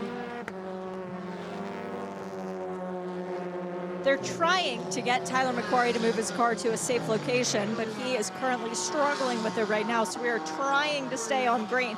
Thumbs up was just given from the pit wall, though, as if to say that he got it to go. So we're keeping an eye on that Porsche and hoping that we can stay green in this contest. I certainly hope so, because this is a really fascinating contest right now. The 2 leaders, 13.5 seconds, the advantage they have over Scott Andrews up into 3rd position. And that's a pretty good lead. But we are anticipating pit stops for some of these contenders, and hats off there to Tyler McQuarrie. He's pulled that car off into the support race pit lane, or the North Circuit pit lane, so out of the way there, and really heads-up driving by Tyler McQuarrie, as you would suggest. He's a heads-up driver in any case. Clearly a problem with that left rear tire, and away it goes. Good news is it's right out of the way, isn't it? It really is. And Tyler McQuarrie with the safety officials now, and his car is in a good position, meaning that we are able to stay green and clean, which is unfortunately not good news for the GS cars at the head of the field, who were hoping we were going to go to full course caution and they would be able to make it to the end of the race, but not the case. So back up onto the wall goes the 96 Turner Motorsport crew, and 95 Turner Motorsport crew, and the 72. But which of them is going to blink first, the Mercedes or the BMW? Well, I think it will come down to what's happening on track. Oh no, as there's contact again with Greg Leafouche, and this time it is Tim Probert in the 65 Murillo Racing Mercedes, isn't it, Jeremy? Yes, it is. That was a battle for position between those two for 16th position, and going into turn 4. Look if you can see what happened. A late move down the inside by Gregory Leafouche. Well, yeah, he just punts into the tail end, to be perfectly honest, with Tim Probert. So that's a very uncharacteristic mistake by Gregory Leafouche. Into the pit lane comes Bill Oberlin, 12 seconds worth of fuel, so that would have been way too tight to make it to the end of the race. And now he proceeds to blend out back on track. Who is going to come next? My guess would be Christian Simchek. Yeah, I would think so. And if he could turn a quick lap or two, if he's got enough fuel here, maybe he can do 2 really fast laps that might get him ahead for the. By the time he makes his final stop, he's going to need a little bit less fuel if he can make it 1 or 2 more laps. So that could play in his favour. So Bill Oberlin, he's rejoined the race down in the, what would that be, around about the 11th position, I think. 10th or 11th. Right in front of Alec Udell and Robbie Foley. Good place for Bill Oberlin to be, with some friendly faces behind him on track. Scott Andrews, let's see, he is currently in the 2nd position. I do not see any action from the Riley pit wall. I don't know that they're going to bring him in, Jeremy. I think they might just roll the dice on this one. Oh, I mean, it's been a pretty tricky season for that team, so if they can stay out there, yeah. I'm sure they probably will. Meanwhile, Billy Johnson, having served that penalty, in the last few laps, he's overtaken both Joey Hand in a similar Ford Mustang for BF Racing, and who's the other guy? Andrew Davis, number 8 McCann Racing Porsche that started on the front row of the grid. Billy Johnson now back up into 5th position. As a race leader, Christian Simchek is into the pits. All right, it was 12 seconds worth of fuel for Bill Oberlin. It should be less than that for Christian Simchek as the crew goes to work just looking at the car while the fueling is going on. 7 seconds worth of fuel for Christian, substantially less fuel going into the Mercedes. I hope that's enough to see the checkered flag, but that should leave Mr. Spencer Pompelli, who started at the back of the pack, Tom Collingwood did, in the lead of this race with 11 minutes to go. Well, Scott Andrews leads the race now because he made that pass on Spencer Pompelli. Good point, Jeremy. Yeah, so he's still up there, and Scott Andrews now leads this race in that number 21 car for Riley Motorsport. Spencer Pompelli, I think he's definitely trying to coax it home to the finish from here. Perhaps Hugh Plum also, who is currently running in 3rd position in car number 46. And behind them, about 7 seconds farther back, is the Ford Mustang of Billy Johnson. And he's absolutely flat out there, I think, at this stage. But I'd be surprised if that number 59 Ford didn't need a splash, and there's still got 10 minutes remaining. Yeah. Where did Christian Simchek recycle into the pit lane after that stop, Jeremy? Into the pits is coming the Stephen Cameron Racing BMW. This is the number 43 of Gregory Leafouche. Now, he did come down the pits after the contact, after he was involved in the contact in turn 1 with Billy Johnson. This is a drive-through penalty, though. I would imagine that is for the contact with the 65 Murillo Racing Mercedes. Was that? Car number 43 involved with the contact with 65. Yeah, exactly. It's a responsibility. Also, though, a penalty for number 65 car, which was involved in that incident for an unsafe full course caution, Jeremy. Oh, wow. The pits are closed. The pit closed lights have just started flashing on the lane as into the pits dives the number 56 Murillo Racing Mercedes. This one is Eric Foss. Oh, no, sorry, it's 65 that came in. So the other car that was involved, you said there was a penalty for him as well. The 65 car, yeah, for unsafe re-entry after having had that spin. Well, the caution came out for the number 22 Hardport Racing Porsche. Yeah. It was stopped out on the track with Sean got going McAllister, again. and now it is going again. Exactly. That's unfortunate. That car had been running inside the top 10 for much of the day. It slipped back a couple of positions over the last few laps, but this is going to make it quite a shootout. And for these cars that had been saving fuel and trying to get to the end, assuming that's what was the case, this is huge. A huge break for them. Spencer Mapelli slowed right down. He's going to go as slowly as he possibly can to try and get to the end of this race. And Scott Andrews, he's tucked in behind the safety car. But those are the top two cars at the moment, 21, 83, and then the number 46 car, Matt Plum. Billy Johnson, though, in car number 59, that Ford Mustang is in 4th position. This could be a quick yellow, Jeremy, because the Hardpoint Porsche already back into the pit lane, and being within the last 30 minutes of the race, the pits will not open. So once the field is back under control, race control at their discretion can say lights out on the safety car, and we're going to go green again. Meanwhile, the 54, that's the Michael Johnson Racing Hyundai that Steven Simpson is currently piloting, they were having radio issues with Steven. They were trying to tell him to come into the pit lane, and they were getting ready to hold the signboard out over the racetrack to get Steven's attention. Well, the crew is still up on the wall, but obviously now Steven can't come in the pit lane, and they have no way of telling him, can you come back in when it goes green, please? Thankfully, Steven Simpson, a very heads-up driver, I would imagine he'll figure that out on his own. If we do go back to green, Jeremy, I have to say my nomination for the GS moment of the race would have to be the strategy from BGB to start dead last in the GS field, and with Spencer Pumpelly running in second, he does have a shot at this win. Certainly true. But you know, there's Scott Andrews on the same strategy. Matt Plum is on the same strategy. Billy Johnson also in the top 4 positions as well. So you know, they've all made that same call to try and stay out there, I think. And you know, certainly from Spencer's pace, we have to see whether Scott Andrews can get to the end of the race. If he does, then I think you've got to give the nod to him as well. Agreed. It's going to be really, really difficult. In TCR, goodness gracious, that could be absolutely anybody. Again, though, from back to front. No, Michael, where did Michael Lewis start? He didn't start back. He started quite a long way down the order, 2, 4, 6 in the 7th position. So he's worked his way through to the front here. It's going to be quite a battle in TCR, though, I can tell you, with those. Well, it's going to be a string of cars actually, all in that fight for the lead. I agree with you on the number 1 for the nomination for the TCR. For the moment of the race, for nothing else than that pass between the two sister cars coming into the top of the roller coaster where Michael Lewis shoved it down the inside of Parker Chase and made it stick. And the fact that the two sides of that tent seem to still be talking to each other, well, that bodes well for future relations as well. Yeah, you're right. But boy, I think this is going to be a pretty quick caution period here. Number 46 car is running in the 3rd position. That's Matt Plum. And the sister car is running in the top 10 as well. That's Owen Trinkler. He told me to keep an eye on him towards the latter stages of the race.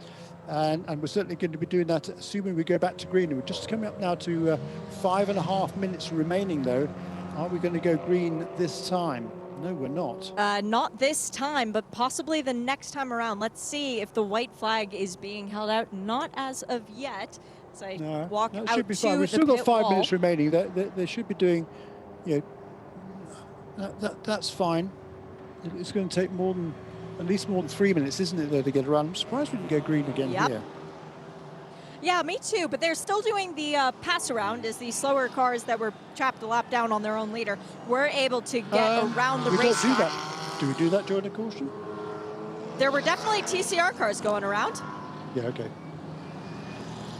So the last car in the safety car line is the number 22, which is now passing TCR cars. So they are going to do the class split as well. But I think the last of the cars affected would be that Hardpoint Porsche, which is making its way up now. So we should be good to go back to green the next time around. Right. And that's going to be quite a battle here in the closing stages, for sure. I think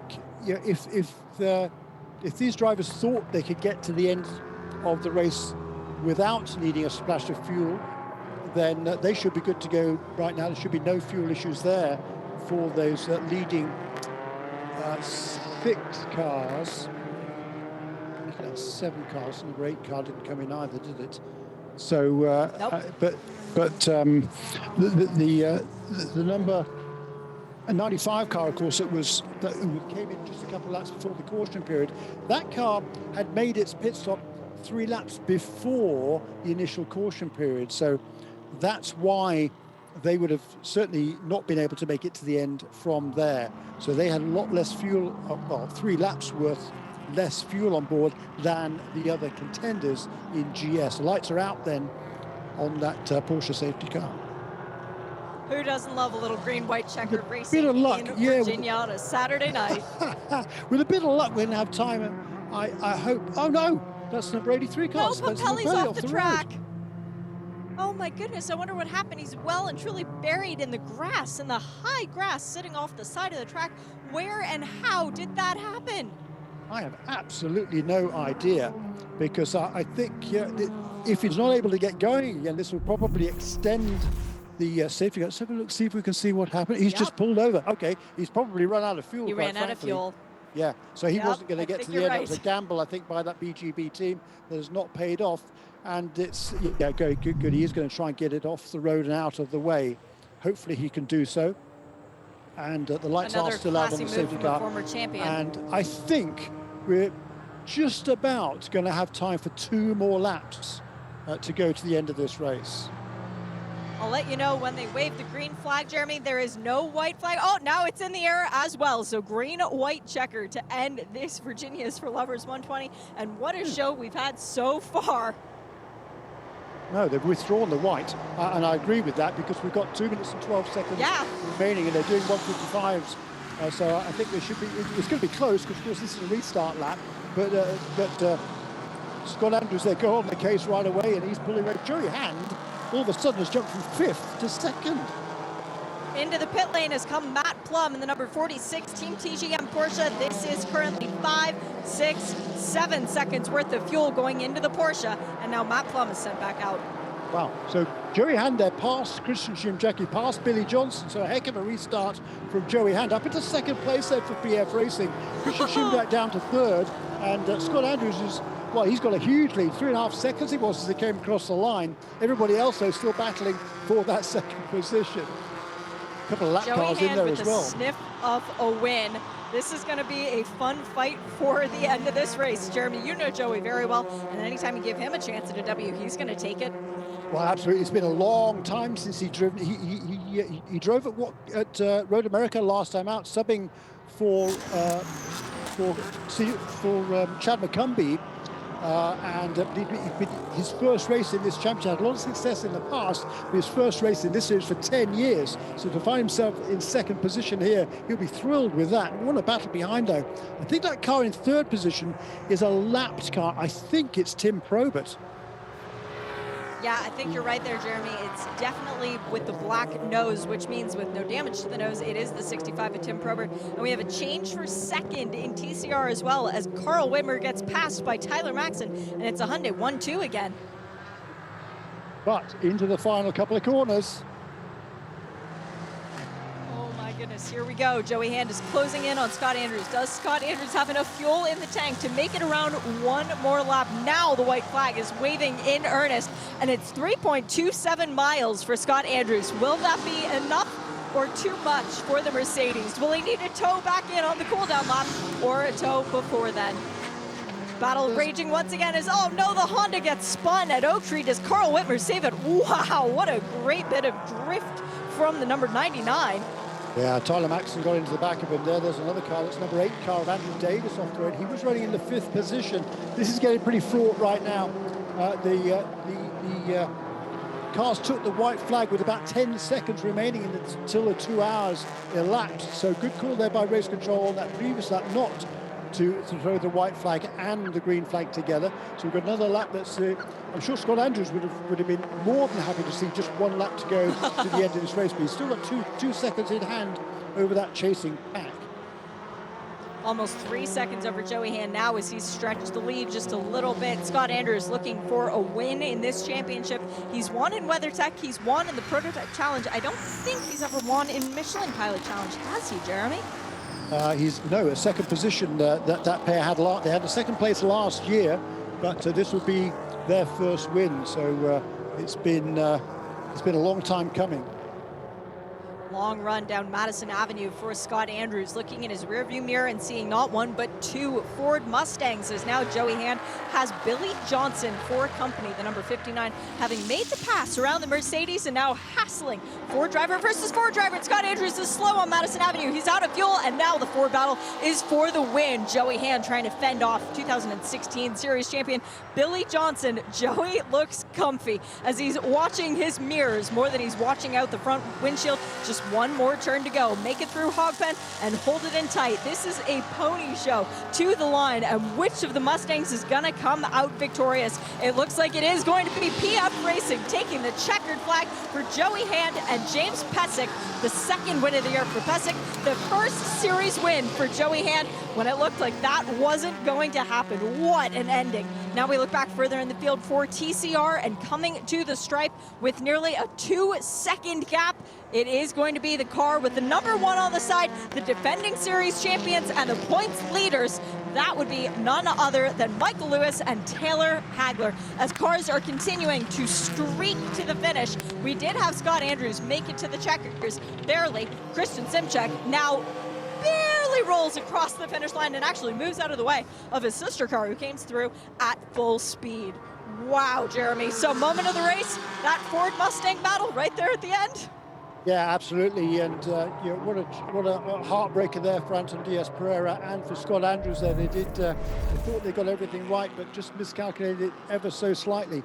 And what a day it has been for Ford here. He just suddenly slows on that final long straightaway there, going up toward the roller coaster. And Joey Hand, he held the inside line going into the roller coaster turn, able to hold it down the hill and come away with a really tremendous win for this PF Racing Mustang team. The second win for James Pesic, the 6th in his career in this series for Joey Hand. Super well deserved, great performance by that entire pair. And what a day it has been for Ford.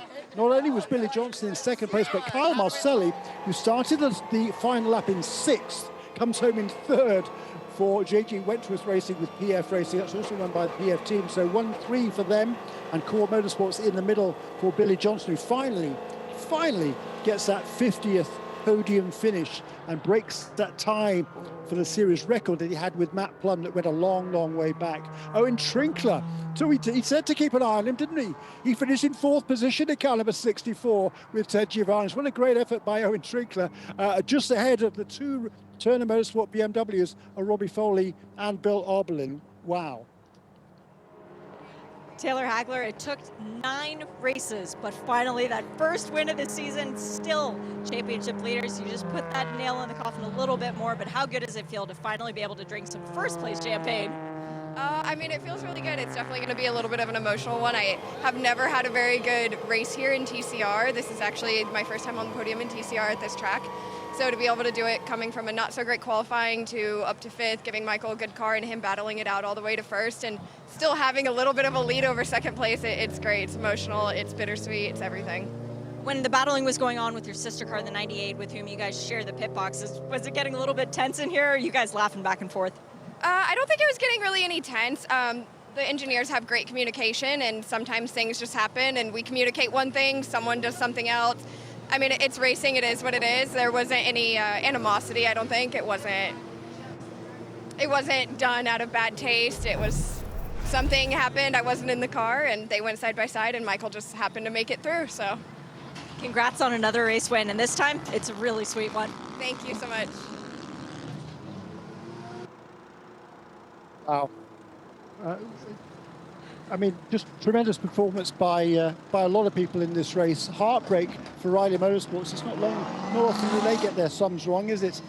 But came up just a little bit short there. But he was able to get it to the finish line, was Scott Andrews, so it wasn't completely dry of fuel. But of course, for that team, it's a brand new car that they ran for the first time at Road America last time out. Riley Motorsports, of course, has run Mercedes before, so they know those cars inside and out, but it was a real thrash to get that car ready for Road America. So to come here and challenge for the win and be in contention to win and even lead into the last lap was a great performance by them. But for PF Racing, this team has been, they've had a really good season. They've had a few incidents during the year, but this is certainly a great result for James Pezek. And it's certainly going to move him some way up the championship order here. Just looking unofficially at the points, all of the leaders had some sort of a problem. The best placed car in the top 5, well, top 7 in the points was Robbie Foley and Vin Barletto coming away with a 5th place finish. And for PF Racing, I think the sweetest thing, Jeremy, is going to be the fact that this is another win for them on this season. The first win coming at Sebring, which meant a lot. This one coming at VIR, which again means a lot to them. James Pezek hasn't quite yet made his way down to the podium, but Joey Hand has just climbed out of the car and hasn't even had an opportunity to take his helmet off yet.